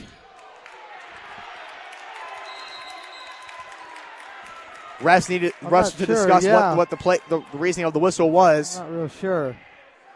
I've seen a lot of hand signals there. Signals going left and right, trying to figure out what it is. Trying to figure out what it is still. I think they did. Something with Warriors. Seems to be a foul on the Warriors. Yep, foul on the Warriors. That's right. Hill now subbed in for the Goshen Redhawks. Medea on the sideline near the student section, them being loud. Medea passes it in to Christ. She tries to drive inside. Could not work out to Baganski. Passes back out to Chris for the corner for the three. Misses. Hill with the rebound. She goes for the shot. Misses as well. Chris had a long-range three on there on the right side, and she went over. It was way over the hoop, and you had number 22 Hill roll in there, try to get the ball, and she tried to shoot it, but it hit the outer the rim or the board. Sorry. Foul on Olivia Horn, and Hill's first free throw missed. 15.2 seconds left in the first half. 24-6. Wawasee leads. Hill's second free throw is also missed. Jump ball again, going now Wawasee's way. Garrett, like we said, jump ball. I don't know what it is tonight. Both teams have had junk ball calls. 13 seconds left. Wilkinson driving down the court, wanting to get one last shot before going into half. Over to Couture. Passes out to Hackelman. She tries to drive inside. Back to Couture for the mid-ranger. Misses. Olivia Horn, she made the last one and could not get the shot off. Goshen gets the ball before and sends this game to halftime, 24-6. Garrett, how do you think the teams have been doing so far? Well, I think the teams have been really good on defense. I mean, good grief. We've been, it's just that play right there, number 22 for Goshen. Hill came in there, stayed on the Warrior player, and was able to, lose control of the ball screaming on the floor. I mean, in the Warrior defense, they put their arms up, tried to block the ball, tried to block the view of that player that has the ball, and the Red Hawks have done the same thing. It's been an interesting first half. I'll have to say that myself. I mean, only 30 points total in this entire first half, but it's mainly because of the defense, like you said. Defense has been the crucialest thing in this entire first half. Well, we'll be right back as we seem to see Little Warriors to be playing some basketball. Little Warriors playing some basketball. We come back to talk more about halftime on CPG-TV and the IHSAA Champions Network. Wawasee Warrior Basketball is brought to you in part by Northern Lakes Insurance in Syracuse, offering a wide variety of consumer and business insurance with group health plans. Northern Lakes Insurance behind McDonald's at 201 East Palm Drive in Syracuse, 574-457-5931, and online at northernlakesinsurance.com. Wawasee Warrior Basketball is powered by Sox Marina, servicing all the area lakes for over 60 years, offering Viaggio and Trifecta pontoons and smoker craft fishing boats, all powered by Mercury and Tohatsu outboards, and a line of XL hunting boats powered by Mud Buddy surface drive motors. Sox Marina on Webster and Barbie Lakes, or online at soxmarina.com. Wawasee Warrior Basketball is brought to you in part by Jeremy Dorr at RE/MAX Partners in Syracuse, offering a full complement of real estate services, specializing in working with buyers and sellers of residential properties. Jeremy Dorr at RE/MAX Partners, 300 South Huntington Street in Syracuse, 574-518-0492, and online at jeremydorr.com. Wawasee Warrior Basketball is brought to you in part by South Shore Social at 10601 North State Road 13, Syracuse, offering an entertainment and dining experience featuring golf and multi-sport simulators, darts, shuffleboard, elevated cuisine, and handcrafted cocktails, including a martini and bourbon lounge. South Shore Social, just north of Wawasee Middle School, 574-337-3131, and online at southshoresocial.net. Wawasee Warrior Basketball is brought to you in part by Goshen Home Medical, offering CPAPs, respiratory supplies, and a full line of medical equipment with delivery for over 40 years. Goshen Home Medical at 1501 South Main Street in Goshen, 574-533-0626, and online at goshenhomemedical.com. Now back to Lady Warrior Basketball on CPG-TV and the IHSAA Champions Network. And we're here back at Wawasee High School here in the Hardwood TP as the first half concludes 24-6. Wawasee leads. And Garrett, I have to say, this has been a great first half as we get to watch some of these little kids, like elementary kids playing basketball. Yeah, it's always interesting to see, these kids that are playing right now, these are the upcoming players of Warrior Basketball.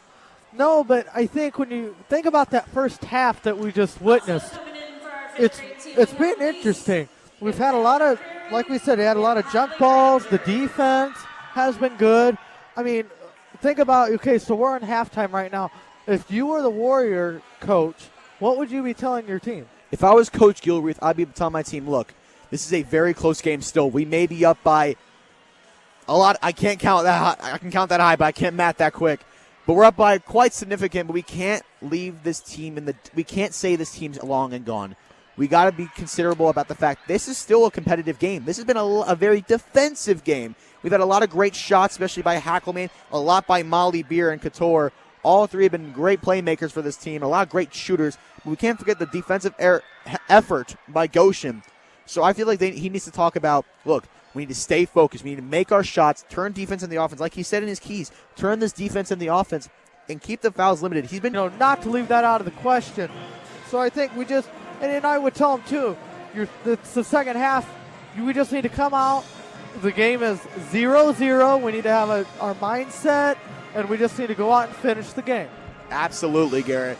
Now, I was thinking about what you said about this little kid generation. You got to think about Gilreath here and just think about the long-term thing. He has a total of 6 seniors on this team. After this year, the rest of these players, I'm reading Poucher as a junior. You got Emerson Kroll, who's a junior. These players are very older, so you got to look at JV. Whilst I was watching the JV game, I noticed one of the girls named Hardy. She scored 15 points. She was number 42 for the JV team. So I got to think Gilreath really got to plan. He has to look at these little kids. Even though the 5th graders, 6th graders, in about 3 years' time, they'll be here. They'll be on this court as people will broadcast these kids.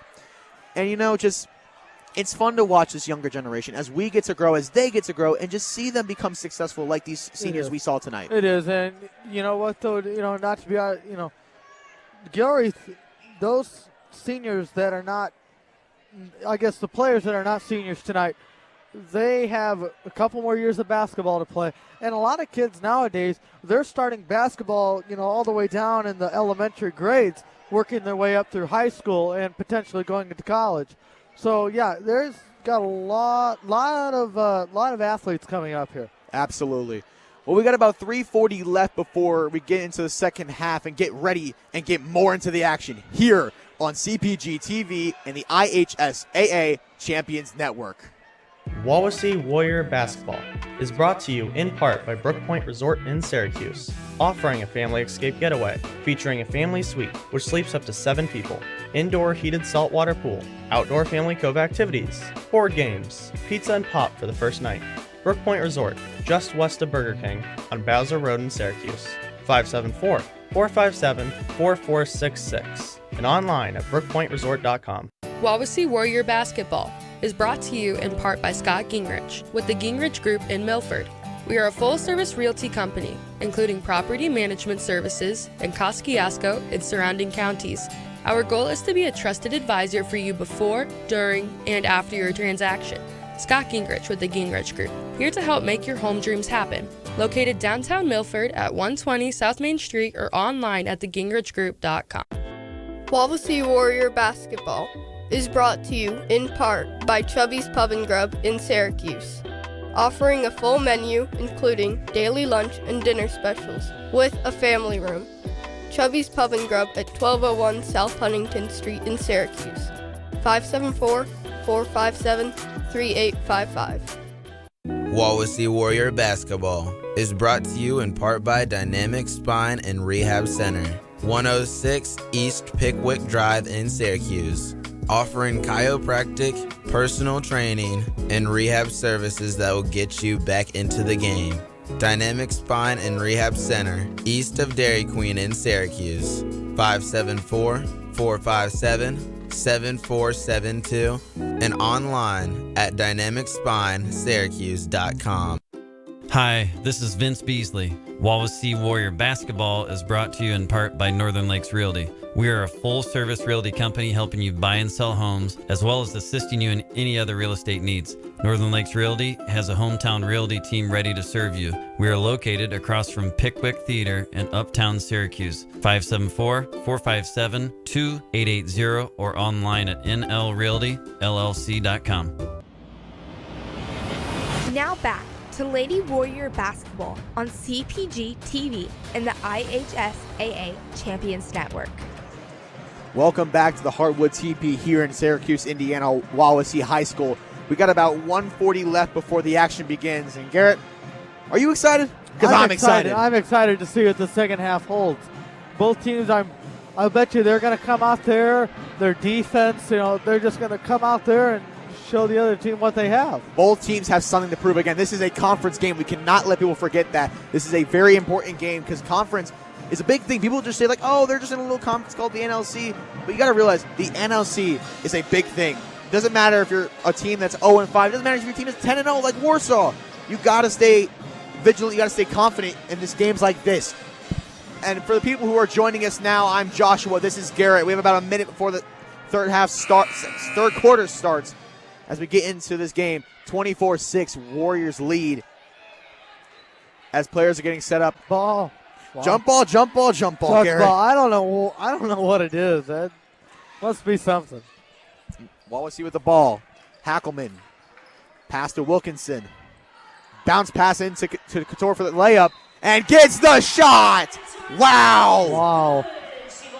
Something with the Warriors. We've had a lot of last-minute shots. We had one at the first quarter going into the second quarter.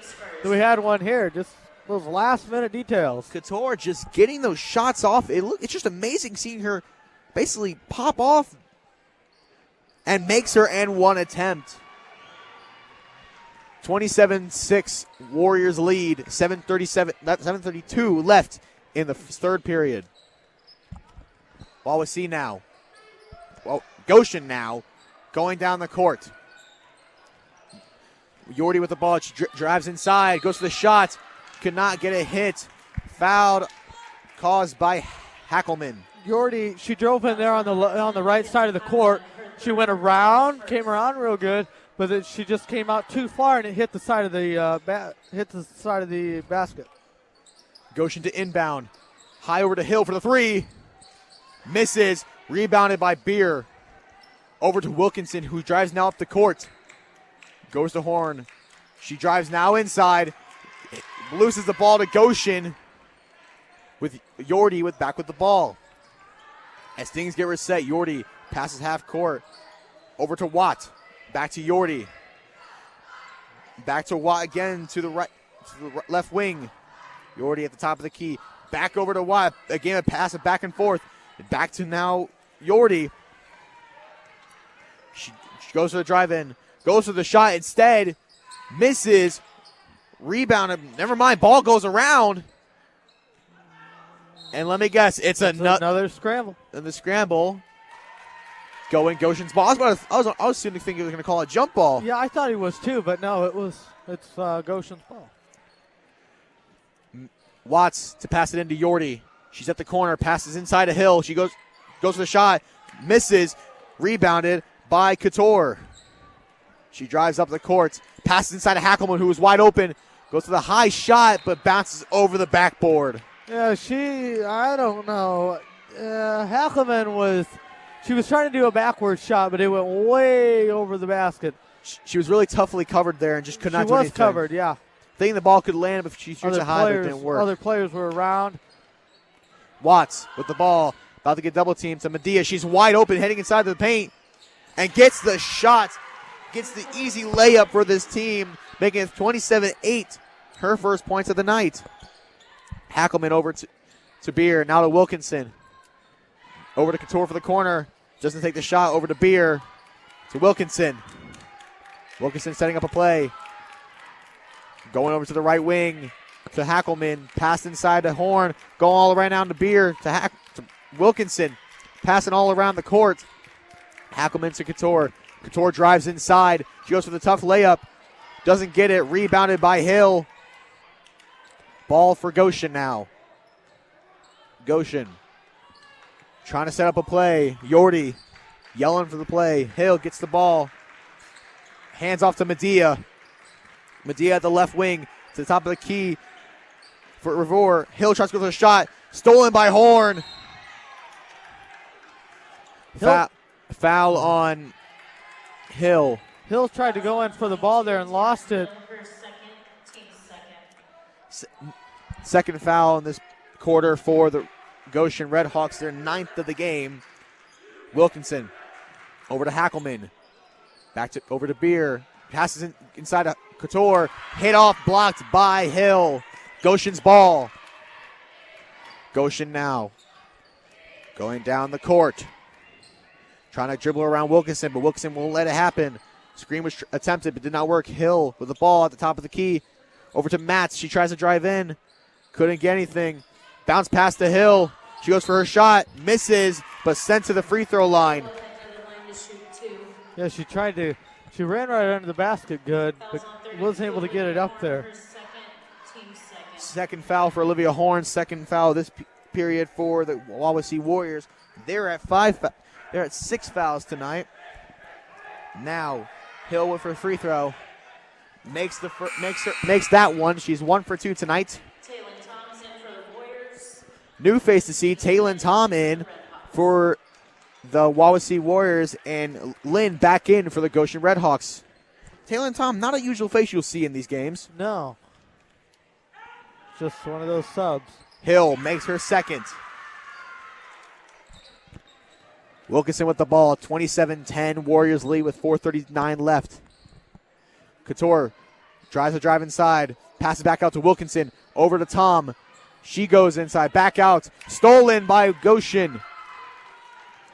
Yordi with the ball.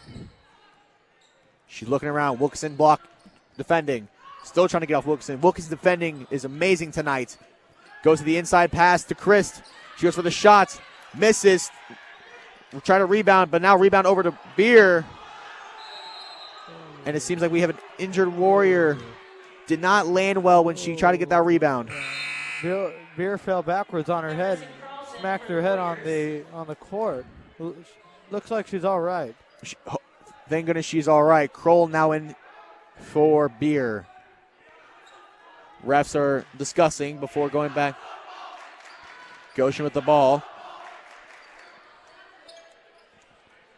On there, Goshen passing it in.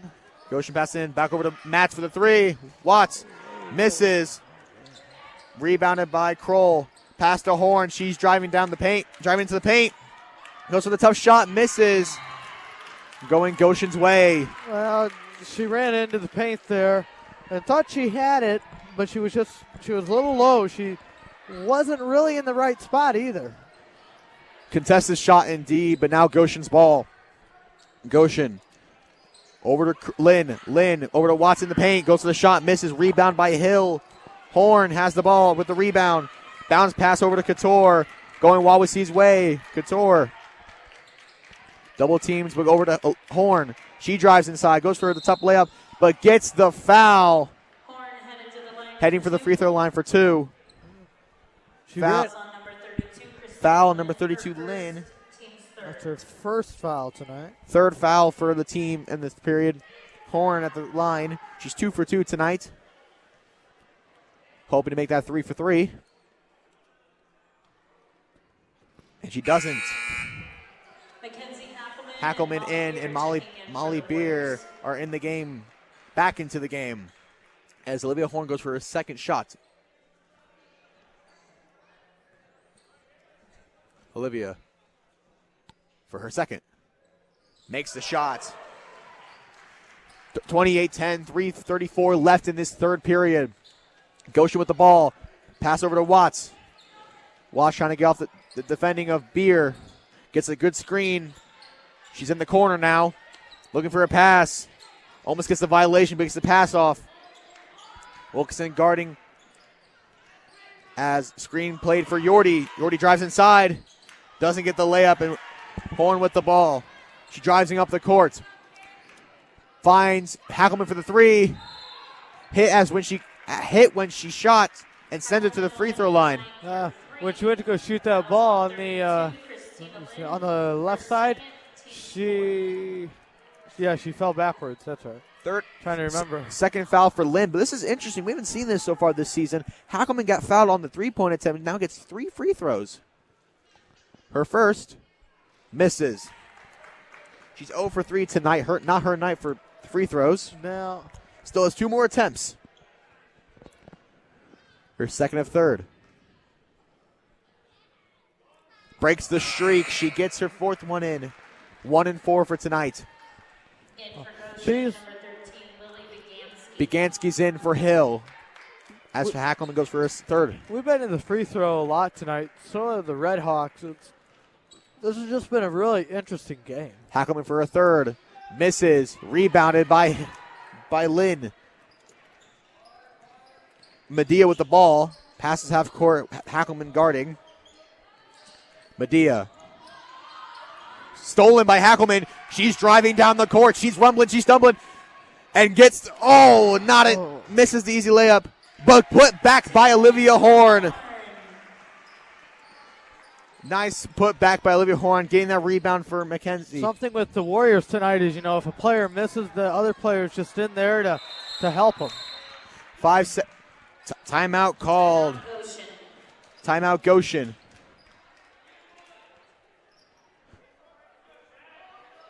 Timeout. Let's see. Goshen. Is it a full timeout? Full timeout called. Yeah. Full timeout called by the Goshen Red Hawks. We'll be back with more Lady Warrior basketball on CPG-TV and the IHSAA Champions Network. Wawasee Warrior Basketball is brought to you in part by Wallace Plumbing, Heating, and Cooling in Syracuse. They can help the residential or commercial customer with in-floor heat systems, high-efficiency tankless water heaters, lift stations, sewer connections, septic services, and well repair. Wallace Plumbing, Heating, and Cooling in Syracuse. 574-457-9313 and online at wallacephc.com. Now back to Lady Warrior Basketball on CPG-TV and the IHSAA Champions Network.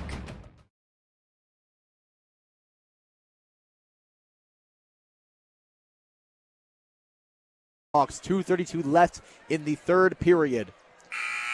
Great game so far. And we're excited for more, Garrett, aren't we? Yeah, no, I'm ready. Well, I'm ready to see what they have. Goshen to inbound. Over to Medea. Medea looking for a pass. Wawasee closing in on her. Now to Yordi. Yordi looking for a pass. Bounces over to, bouncing all around now in the paint for Lynn. Lynn goes for the first shot, misses. Goes for a second, misses. Ball scrambling on the floor. Jump ball going Goshen's way. Going Goshen's way. Number 23, Couture, ended up with the ball. It had the rebound, but ended up being a junk ball headed for Goshen. Now, Goshen looking for a pass. Wilkinson jumped high to block that one, and Yordi tried to step in bounds to get the ball, but her 1 foot was out of bounds. She really jumped up there and hit the ball. She did a good job. Great defending there by Wilkinson to make it now Wawasee ball. Couture going up the court, going fast, but hit out, but Couture gets it back. Over to Horn. High pass, goes over to Beer on the other side of the court to Wilkinson on the left wing. Wilkinson passes the right wing to Couture. Now to Beer, to Wilkinson in the corner. Wilkinson over to Kroll. To now Couture. She drives in, passes back out to Beer. She now drives in, goes for a pass, but blocked by Watts, who makes it Wawasee ball. Sub in for Goshen, number 23, Christ. We've had a lot of subs tonight, subbing in and out. Kind of interesting how they play when they come in. Speaking of subs, Goshen subs in number 22, Hill. For number 2, Lynn. High pass over to Beer. Bounce over to Wilkinson. Wilkinson over to Beer to Couture for the three. Yes, sir! She makes the three! That was a really good three she made. She stepped back, was right in line with the basket, and shot. Goshen with the ball, 34-10. Wawasee leads by 24. 1:14 left in the third period. Medina almost loses the ball. High pass over to Yordi. Yordi passes inside to Hill. She goes for her shot and makes the shot. Nice shot by Hill. Yeah, that was a good shot. She was right where she needed to be there. 34-12, 54 seconds left. Wilkinson with the ball. She's driving up court. Almost gets double teamed. Over to Couture. She's been on fire tonight. Couture over to Beer. Now to Wilkinson. Goes to the fake three. Back to Beer. To Hackelman. To Couture in the corner. Looking for a pass. 36 seconds. Timeout called by Wawasee. 30-second timeout. And wow, good timeout by Gilreath there. Just the ball's almost about to go out of bounds, and Gilreath's like, yeah, I'm not letting that happen. It's called timeout. Well, that was a good call on him, but now he has to tell his team, we gotta keep that from happening.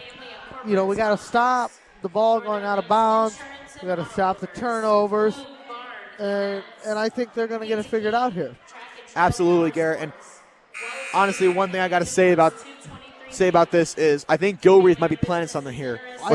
With 35 seconds left, just let the time go out. Yep. Maybe get one last second shot. Don't let Goshen get it because you're already now up by 22. Yeah, well, and it's not bad to have a plan like that. Just kind of tell your players what to do, kind of what the plan, the mindset should be, and go for it.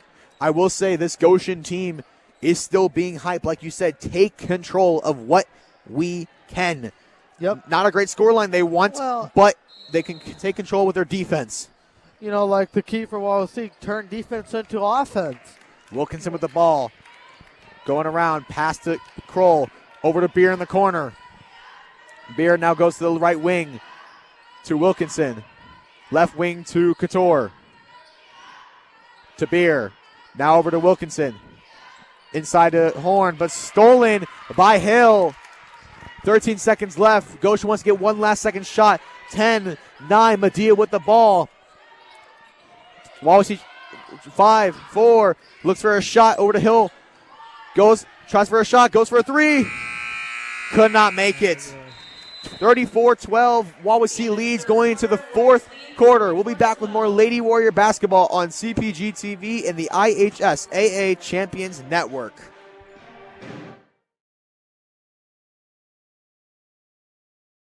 Wawasee Warrior Basketball is brought to you in part by Quality Engineered Services in Syracuse.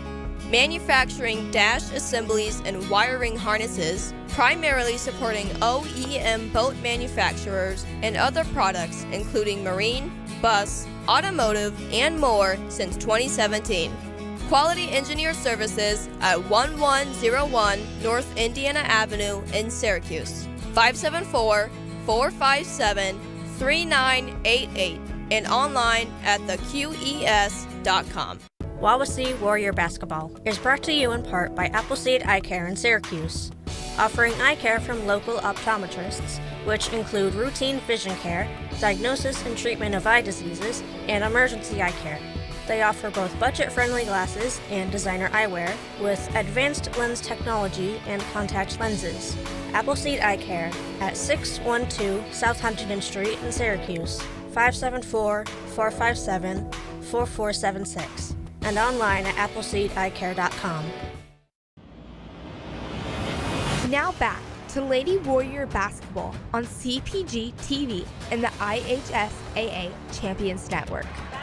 Right back into the action here at the Hardwood TP as Couture makes a two-point shot going into this fourth quarter. 36-12 now, 7:36 left. Wawasee fans are chanting loud and proud. Stolen by Wawasee. Olivia going into the paint, goes for the shot. Contested heavily as she goes for the shot. We had a lot of they went in under the basket, under the paint at the same time, kind of hit heads maybe. Knocked number 23 for Goshen, Christ, on the floor, but she's up and walking. Olivia Horn at the free throw line now. Olivia's so far 3 for 4 tonight. Makes sense for a 61% from the free throw line. Olivia now for her first. Misses. Fans are quiet, wanting to give her peace. Want to make give her shots. peace. Want to give her that time to try to make it right here. Olivia for her second. Misses also. Rebounded, going around with Goshen with the ball now. Goshen taking up the court. Fouled on seems to be foul on Molly Beer. Foul. Yeah. Foul was on yep, Molly Beer. Molly Beer, yep. And it's going to be Red Hawk ball. Like Garrett said, Red Hawk ball. Medea with the ball. She's driving up the court with Hackelman guarding. Driving, looking, finds Hill inside the paint, goes for the shot, but gets blocked, but sends it to the free throw line. Hill had the right intentions for what she wanted to do. She just lost the ball there as she was coming into the paint. As we look at this, that's Hackelman's 4th foul so far this game, and it seems to be Wilkinson might be coming in for her. Not want to see 4 fouls for Hackelman. No, you don't, but you don't want to see 4 fouls for anybody. Hill misses her first. And for the Warriors, number 4, Lucy Wilkinson. Wilkinson in for Hackelman. As Hill goes for her second. Fans are making it loud for her not to concentrate. Doesn't matter, she makes it in. Wilkinson with the ball. She's got 8 points in total tonight. Bouncing around over to Wilkinson. Kroll has it. She goes up the court. Ball on going around. Horn with the ball. And jump ball. Jump ball. Going Goshen's way. Goshen's way. Goshen's really, they've got the ball a lot tonight. Got it stolen from the Warriors. A lot of jump balls tonight. A lot of junk balls tonight. If I had to guess, that's about 12 right now. Oh, who knows? Medea with the ball. Going down the court. Wilkinson heavily guarded. She's trying to get around. Now to Watts in the corner. Now on the wing. We've really been to the guarding top of the tonight. key. With Medea back with the ball. She drives inside. Trying to get it past the Hill. Could not work out. Back over to Watts in the wing. She tries to go for a shot. He goes for a shot, but blocked by Couture. Far past the Beer. Couldn't get it off. Stolen by Goshen. Now Hill with the ball. Waiting for the cavalry. As Goshen goes and gets it to Watts in the corner for the 3. Fouled on the shot. Doesn't make the 3-pointer, but gets it to the free throw line for 3 shots. You know, that play there, you know, long throw to Beer. Beer lost it, runs into the mats at the end of the gym. And then you had the Red Hawk rebound there and got the ball, ran down to the court, tried to do the 3, no good. Now she's at now number 15. Watts. She's at the free throw line. Her first free throw missed. 0 for 3 tonight. Not what we want to see. Nope. Her second But free throw. She's got time to switch that. As she misses her second. Subs in for Goshen. Number 11. Number 11, Soren Revor. Hill is subbed out as Watts goes for her third. Misses again. 0 for 5 tonight now. Oh. Another jump ball. Sure, another junk ball. Going Wawasee's way. Again, just constant jump balls. Goshen has Constant. been keeping this and just wanting to stop him. Well, their defense have been really good tonight. Couture to Wilkinson. Back to Couture. She goes up the court. Ooh. Bumped out of bounds. 23 for the Red Hawks. Mia Christ. She fell down there. She was trying to block, and she fell on her knees, but she's back up and walking. Chris with the foul. Hackelman back in the game. Hackelman so far. Hackelman playing great tonight, but 4 fouls is not looking great for her. Pass to Hackelman. Over to Wilkinson. Looking around at the top of the key. Heads to the right wing. Over to Hackelman in the corner. Pass inside of Horn. She goes for the shot. Misses. Goes for the second step. Also misses. But fouled on the shot. She gained that ball back real quick. Tried to do the second shot. Just wasn't in there in time. 4th foul for Chris. Number 23 for the Goshen Red Hawks. Not Red Warriors, Hawks. Not Yeah. Warriors. Wawasee Warriors. As Olivia Horn, who attempted the second chance shot, got fouled on the attempt. As she goes for the line, Olivia, her first. Misses. Been at the free throw line a lot today. This shot will make it her 8th shot at the free throw line. Yeah, the Warriors have seen the free throw line a lot tonight. So have the Red Hawks. It's been kind of one of those games. You got junk balls and you got the free throw, and both defenses have been incredible, in my opinion. 36-13. 36-13, 5:53 left. Warriors lead. Yordi with the ball. She's going down the court. Wilkinson guarding, keeping heavy coverage. Screen cause. Now, Begansky. Pass inside to Beer. She get stolen by Beer, not passed to Beer. Goes over to Hackelman. She drives inside. Back over to Couture. Over to Hackelman for the three. Almost. Bounced off the rim there, then went out the left side. Yordi with the ball. Driving down the court. 5:17 left in the game. Looking around. Over to Watts. Now to Revor. Back to Watts in the wing. She goes for the three. Misses. Wilkinson with the ball. She gets the rebound and taking it up the court. Looking around. Pass to Gina Couture. She looks past inside to Horn. Back out to Wilkinson for the three. Misses. So good. Close. Hit the net. And it seems to be foul. Foul on number 10. Warriors. Hackelman for the foul. It's going to be Red Hawk basketball. That's her 5th foul. Not good. One more foul and she's out of the game. She is out. Refs are now talking. Coach Gilroy's trying to get in on what's going on here. Everyone's trying to figure out what's going on. They're looking, trying to figure it out. In for the Warriors, number 20, Emerson Kroll. Emerson Kroll subbed in for Hackelman. I was trying to listen. I couldn't hear anything important. So, Warriors lead 36-13. Goshen with the ball now, driving it down the court. Medea fakes the shot over to Watts. Top of the key, heads to the right wing. Looking again deep, defended greatly. Passed over to Yordi. Yordi tries to get a screen, goes opposite of the screen. Foul on the Warriors again. Foul on Wilkinson. Wilkinson. Team's got the 5th foul of this period, going to make Goshen the bonus.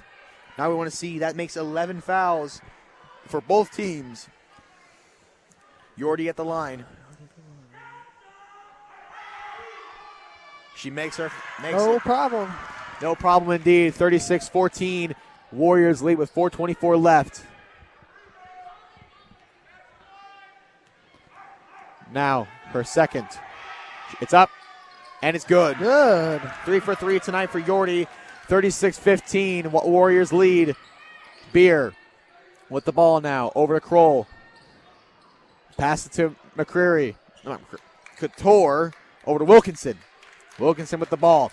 Pass to Couture for the three. And it bounces in. Yes! Wow. I wasn't sure if that was going to make it. It was kind of bouncing around inside the basket there.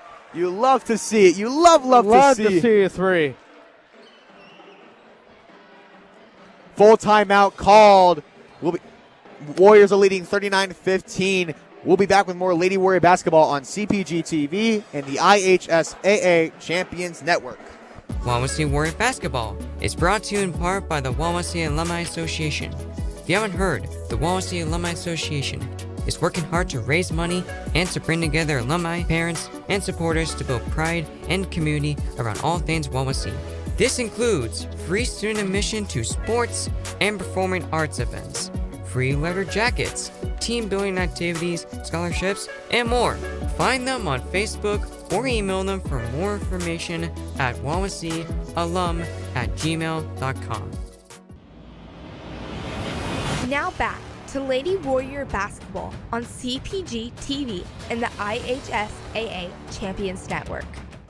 Welcome back to the Hardwood TP here.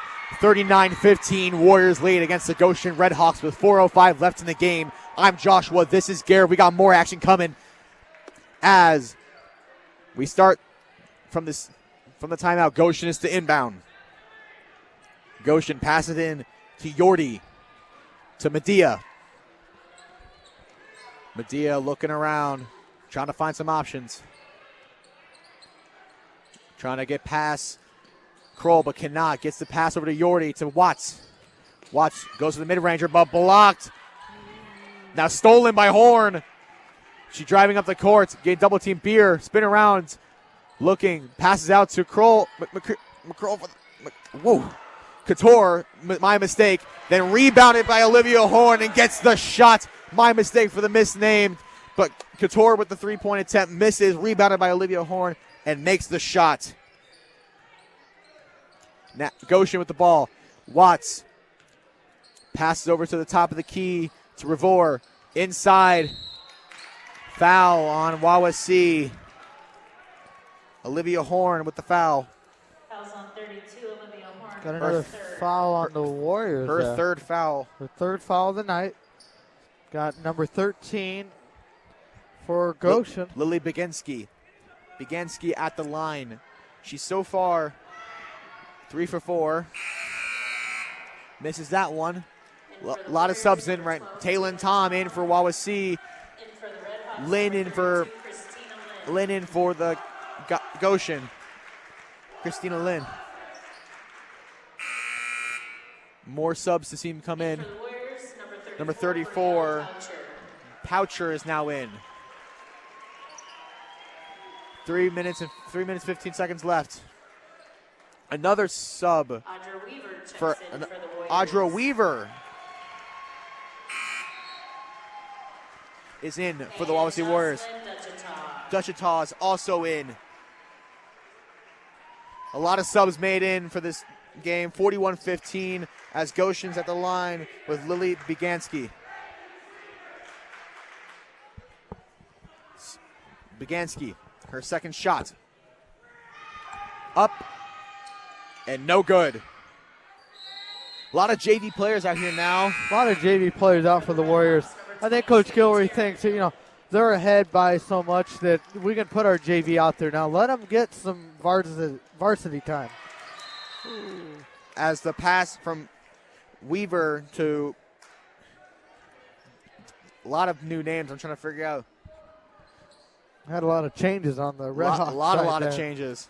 Now Tom with the ball. Look, going back to Weaver. Over to Poucher. To Kroll. Over back to Tom at the wing. Getting double teamed. Travel by Tom. Travel on by Tom. Wow. The travel there now. It's going to be Red Hawk basketball. Down there. Goshen with the ball now. Medea looking around. Passes over to Yordi. Looking inside to Lynn, but could not get it. 2:42 left. 41-15. Wawasee leading. Weaver with the ball. Passes to Poucher. Over to Decatur. This pass was intended by Tom, but stolen by Hill. Now Lynn with the ball. Looking for something. Goes to Hill for the three. Misses. A long-range three, but just went under the basket. Just not close. The fans are yelling to prove that she did not make it. Weaver with the ball. Loses it. Stolen by Goshen. Bouncing on the ground and rolls out of bounds, going Wawasee's way. 2:22 left. This game is the time is running out. If the Red Hawks want to score, they should do it. Now, Weaver. She's going up the court. Stolen by Goshen. Ball over to Yoder. She goes for the mid-ranger. Misses. Rebounded by Lynn. Couldn't get the pass out. But foul for Wawasee. Fouls on Number 20. Her first foul. It's good to see some of these JV players in here getting some varsity minutes. Get some varsity minutes. Get to be out there and just do their best. Yep. That's what's important. Lynn at the line now. Her first. Makes. Now for her second. 41-16, Wawasee leads, 2:11 left on the clock. Lynn for her second. It's up. And it's good. 41-17, Wawasee leads. Tom passing to Weaver. Back to Tom, but stolen by Goshen. Foul. Foul on number 12, Taylon Tom. Sending Yordi to the free throw line. 41-17, 2:08 left. Yordi for her first. Makes it. 86% from the free throw line. Hasn't shot many free throws this season, but 86 is still a big number. Yeah, it is.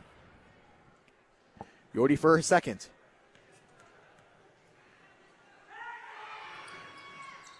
And misses. Bounces out of bounds, going Wawasee's way. Poucher to inbound. To Taylon Tom. She goes up the court. Back to Poucher. Over to Kroll. 2 minutes left. Kroll getting triple teamed. And guess what, Garrett? That's another jump ball. Jump ball. Wow. 1:57 left, going Goshen's way now. Probably junk ball, I don't know, 101. I 101, 102. Who knows? There've been a lot tonight, though. That's something to notice. A lot indeed. Medea goes inside. Tries to go for a shot. Still can't get one. Spinning around. Up to the top of the key for Watts. Watts passes it over to Yordi. She goes for the layup. Misses. Now Tom with the ball. She driving up the court. Tries to go for a pass inside the paint. Couldn't get it off. Yordi stolen the ball with 1:29 left. 41-18 left. 41-18 on the score. 1:20 left. Shot attempts missed. Kroll with the ball. Tom. Timeout Warriors. Timeout called by the Warriors.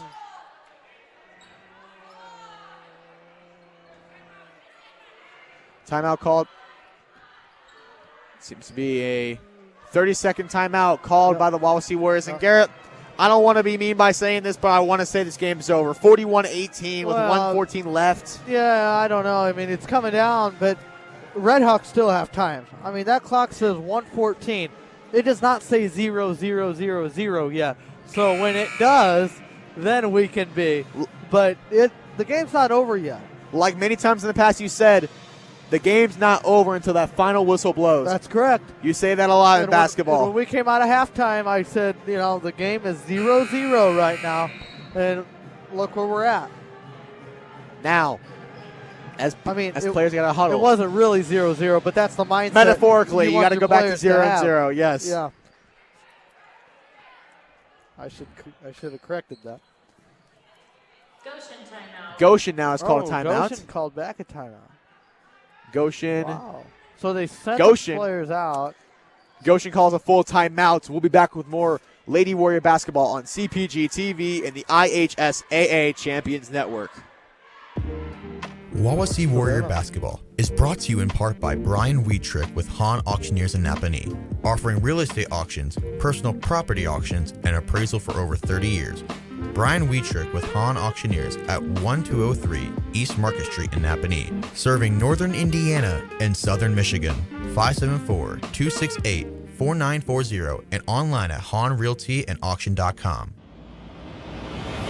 Now back to Lady Warrior Basketball on CPG-TV and the IHSAA Champions Network.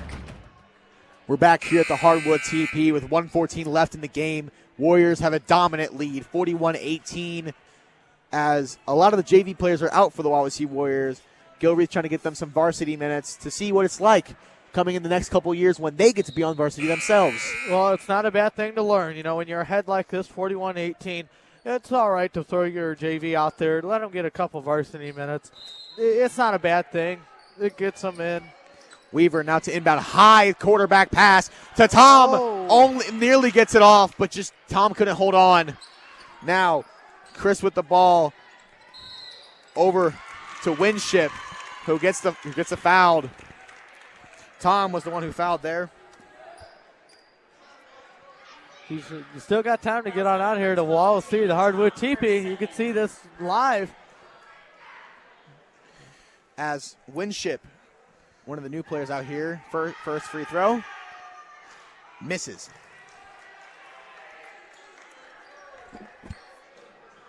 (41-18), 105 left. Winship second. It's up, and it's in. And it's in. Wow. 41-19. Weaver goes up the court. Bounce out of bounds. Hit out of bounds. Foul on number 14. Foul on Winship. Another foul for Goshen. As Weaver has the ball at the wing. Goes to the top of the key. Over to Decor. Now Goshen stoles the ball. Going down the court. Over to Watts for the shot. Hit when she hit it. Shot it. Winship with the ball. Ball bouncing all around and goes out of bounds. Well, that shot that she tried to go off the right side of the court there, that was way off on the side. Chris to inbound it. Over to Watts. Goes for the shot. Misses. Rebounds it herself. Goes for the second shot again. Misses. And guess what, Garrett? Another jump ball. Another jump ball, yeah. Well, you know, that's going to happen. You're going to have those things, and it is what it is. 36.7 seconds left in the game. Fans are cheering for the team. Another hot, long pass. Could not get it off. Tom just could not secure it. Stolen back by Wawasee, and if the Wawasee Warriors just keep on to it, and with 29 seconds left, this game is over. Over to Poucher at the top of the key. Looking around. This seems to be a foul. Foul on the Warriors. Oh, on the Red Hawks. Sorry about that. Foul on the Goshen Red Hawks, number 23. Her fifth foul. Her fifth foul, where it means she's out of the game. Number 34, Poucher for the Warriors at the free throw line. Number 32 is in Christina Lynn for Christ. Poucher at the line now. 41-19, 22.4 left. Her first. Misses. That's her first free throw of the season so far. Yep. Her second free throw now is almost in. Rebounded by Goshen. Driving down the court now is Hernandez. She passes over to Lynn. Lynn looking around. Trying to get into the paint. Fouled on Lynn. Going Goshen of Wawasee ways. Wawasee way. We got 9 seconds left here. 9.7 seconds left. And Garrett, this game is over. 9, 8. Weaver with the ball. 7, 6, 5, 4, 3, 2, 1. And that is the game. Garrett, that's the game. How do you feel about that? Well, I think it was a really strong game. Had a really strong defense on both sides. And the teams just played well. They stayed where they needed to stay. They listened to what the coach had to say. They did what they needed to do. They kept the control that they had to win this game.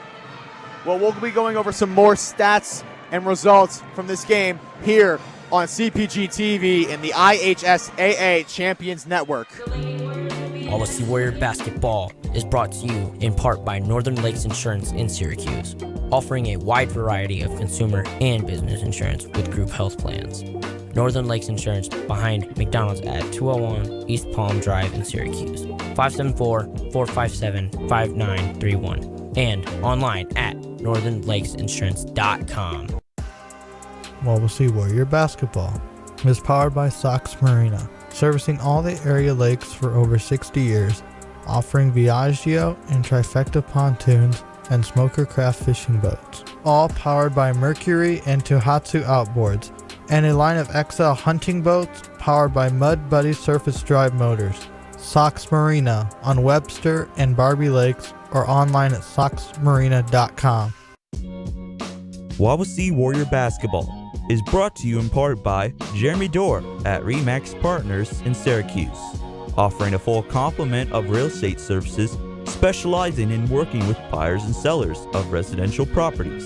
Jeremy Dorr at RE/MAX Partners, 300 South Huntington Street in Syracuse, 574-518-0492, and online at jeremydorr.com. Wawasee Warrior Basketball is brought to you in part by South Shore Social at 10601 North State Road 13, Syracuse, offering an entertainment and dining experience featuring golf and multi-sport simulators, darts, shuffleboard, elevated cuisine, and handcrafted cocktails, including a martini and bourbon lounge. South Shore Social, just north of Wawasee Middle School, 574-337-3131, and online at southshoresocial.net.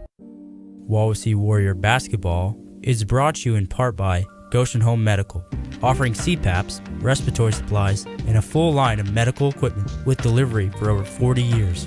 Goshen Home Medical at 1501 South Main Street in Goshen, 574-533-0626, and online at goshenhomemedical.com. Wawasee Warrior Basketball is brought to you in part by Brookpoint Resort in Syracuse, offering a family escape getaway featuring a family suite which sleeps up to 7 people, indoor heated saltwater pool, outdoor family cove activities, board games, pizza and pop for the first night. Brookpoint Resort, just west of Burger King on Bowser Road in Syracuse, 574-457-4466, and online at brookpointresort.com. Wawasee Warrior Basketball is brought to you in part by Scott Gingrich with the Gingrich Group in Milford. We are a full-service realty company, including property management services in Kosciuszko and surrounding counties. Our goal is to be a trusted advisor for you before, during, and after your transaction.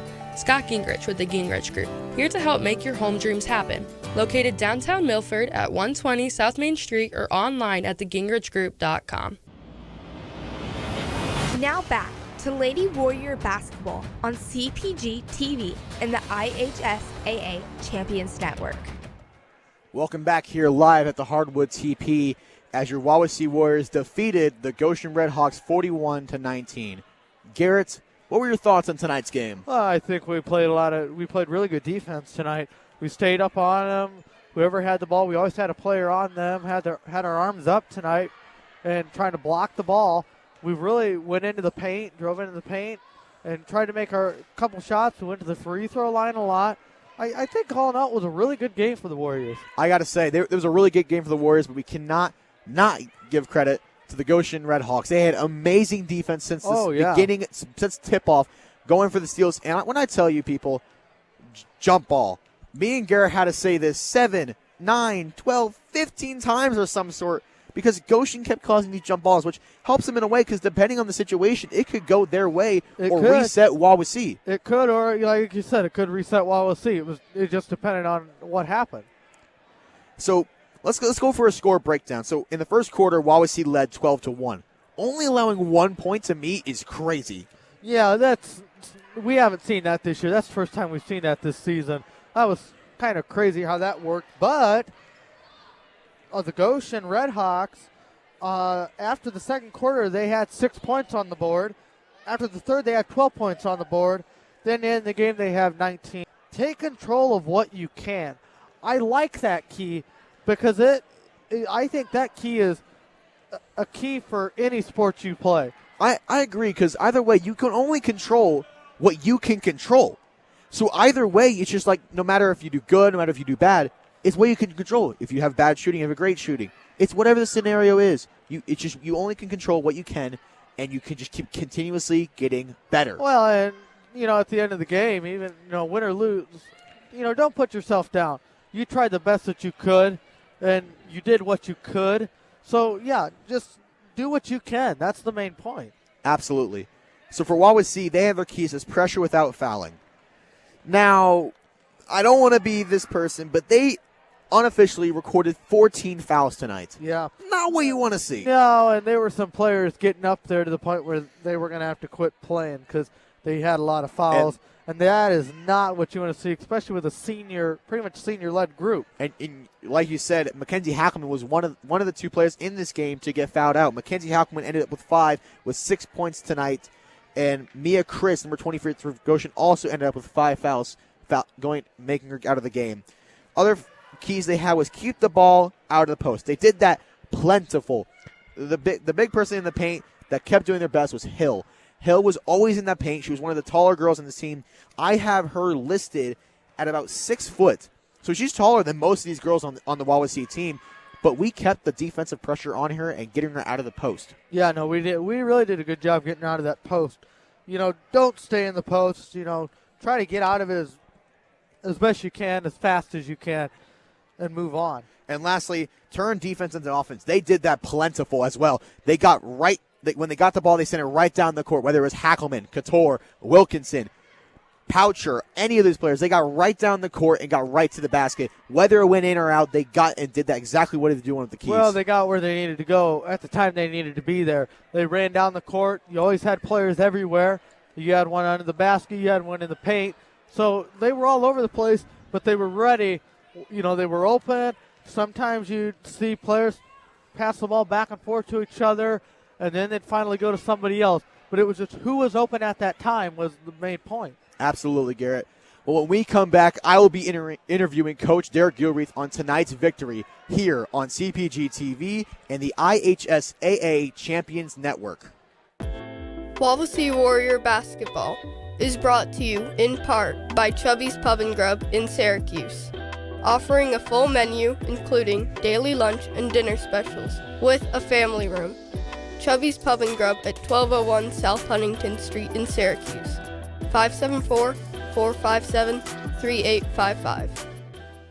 Wawasee Warrior Basketball is brought to you in part by Dynamic Spine and Rehab Center, 106 East Pickwick Drive in Syracuse, offering chiropractic, personal training, and rehab services that will get you back into the game. Dynamic Spine and Rehab Center, east of Dairy Queen in Syracuse, 574-457-7472, and online at dynamicspinesyracuse.com. Hi, this is Vince Beasley. Wawasee Warrior Basketball is brought to you in part by Northern Lakes Realty. We are a full-service realty company helping you buy and sell homes, as well as assisting you in any other real estate needs. Northern Lakes Realty has a hometown realty team ready to serve you. We are located across from Pickwick Theater in Uptown Syracuse, 574-457-2880 or online at nlrealtyllc.com. Wawasee Warrior Basketball is brought to you in part by Wallace Plumbing, Heating, and Cooling in Syracuse. They can help the residential or commercial customer with in-floor heat systems, high-efficiency tankless water heaters, lift stations, sewer connections, septic services, and well repair. Wallace Plumbing, Heating, and Cooling in Syracuse, 574-457-9313, and online at wallacephc.com. Wawasee Warrior Basketball is brought to you in part by Quality Engineered Services in Syracuse, manufacturing dash assemblies and wiring harnesses, primarily supporting OEM boat manufacturers and other products including marine, bus, automotive, and more since 2017. Quality Engineered Services at 1101 North Indiana Avenue in Syracuse, 574-457-3988, and online at the QES. Wawasee Warrior Basketball is brought to you in part by Appleseed Eye Care in Syracuse, offering eye care from local optometrists, which include routine vision care, diagnosis and treatment of eye diseases, and emergency eye care. They offer both budget-friendly glasses and designer eyewear with advanced lens technology and contact lenses. Appleseed Eye Care at 612 South Huntington Street in Syracuse, 574-457-4476, and online at appleseedeyecare.com. Wawasee Warrior Basketball is brought to you in part by the Wawasee Alumni Association. If you haven't heard, the Wawasee Alumni Association is working hard to raise money and to bring together alumni, parents, and supporters to build pride and community around all things Wawasee. This includes free student admission to sports and performing arts events, free leather jackets, team building activities, scholarships, and more. Find them on Facebook or email them for more information at wawaseealum@gmail.com. Now back to Lady Warrior Basketball on CPG-TV and the IHSAA Champions Network. And one last time, welcome back to the Hardwood TP, where the Wawasee Warriors defeated the Goshen Redhawks 41-19. To my right, we have Coach Derek Gilreath. Coach, congratulations on the win. This puts you at 9-2 on the season. How do you think the team performed overall tonight? Overall, I thought we did a nice job. I was really pleased with our, intensity on defense. There were, some times we got. So, as you've been performing this season, doing a great performance, are you still keeping in mind about the fact that you have to somehow put in players for the spots that are going to be lost due to the seniors moving on? Yeah, well, every year you're always, kind of playing for 2 years. You're playing the current season, but you're also, playing for down the road as well. So I think, with our JV, it's really just trying to get them up to speed on what we're trying to do. Like you said, Scarlett had 15 tonight. She's one that's really been improving a lot, and the main reason she scored more tonight is just her activity. Even if she wasn't always in the right spot, at least she was being active, crashing the offensive boards, and that's, for a girl her size, if she's aggressive, she can do that more often than not. We just need to get them understanding what their strengths are and continue to improve, so that way, because we're going to have people that we have to have contribute next year, and we just got to get them ready. So one thing that me and Garrett said a lot this broadcast, and it was due to Goshen's defending, is jump ball. You can even say it yourself, there was over 15-plus jump balls this entire game. How did your team, comprehend and get, back into the groove of things after a jump ball kept occurring and reoccurring? That's just one of those things. We knew it was going to be that type of game with Goshen. Coach Hill's one of my mentors. We coach very similarly as far as our styles on defense. So even though, we're pretty much a man-to-man team, they're mostly a zone, but their zone is a matchup zone, so it's still man-to-man principles, but we just are really active on the ball, and, we just want to look to make plays, not just be in spots. And that's one thing that, I learned from him is, even though it doesn't matter what defense you're running, if you're just being passive, teams are going to be able to beat that. So you want to be the aggressor and not allow other teams to take it to you. So lastly, Coach, you have Bethany Christian next Tuesday back here in the Hardwood TP. How has your team and the coaching staff been preparing for that game? Well, they play they're one of those teams that they play some different types of defenses throughout the game. So we've been just really shoring up what we do on the offensive side of things. Defensively, it's a team similar to tonight in the fact that one of their main players is a post player. And we saw tonight we got to get better at our post defense. We had way too many times we allowed the ball to get inside, and then we put them on the free throw line. Those are things we can't do. And Bethany's no different. We need to be able to keep the ball out of the post and make their guards prove that they can handle our pressure a little bit. Absolutely. Well, Coach, thank you so much. Excited broadcast Tuesday, and hope for a greater season. Thank you. Well, everyone, thank you for tuning in to tonight's broadcast. I'm Joshua Pulaski alongside Garrett Lash signing off. We would first like to thank Phil Huffman and Mr. Van Loo, who are doing our graphics and our sponsors behind the scenes. Amazing job tonight by them. We would also like to thank our sponsors, Brian Wietrick with Hahn Auctioneers, Northern Lakes Insurance, Sox Marina, Jeremy Dorr with REMAC Partners Syracuse, South Shore Social, Goshen Home Medical, Burke Point Resort, Scott Gingrich with the Gingrich Group, Chubby's Pub and Grub, Dynamic Spine and Rehab Center, Northern Lakes Realty, Wallace Plumbing, Heating and Cooling, Quality Engineered Services, Appleseed Eye Care, and the Wawasee Alumni Association. With some other athletics coming up, as we mentioned, tomorrow the boys varsity will host Whitco on 93.7 FM The Mix, CPG-TV, and on YouTube. The JV will start with Reese Johnson and Ada Combine doing the JV, and Zach Bone and Coach Roger Brady and Beasley doing varsity. As for us, you will hear us next Tuesday, December 17th, as the girls play Bethany Christian here on CPG-TV and the IHSAA Champions Network. We'd like to thank everyone for tuning in, and everyone have a great night. Good night, everybody.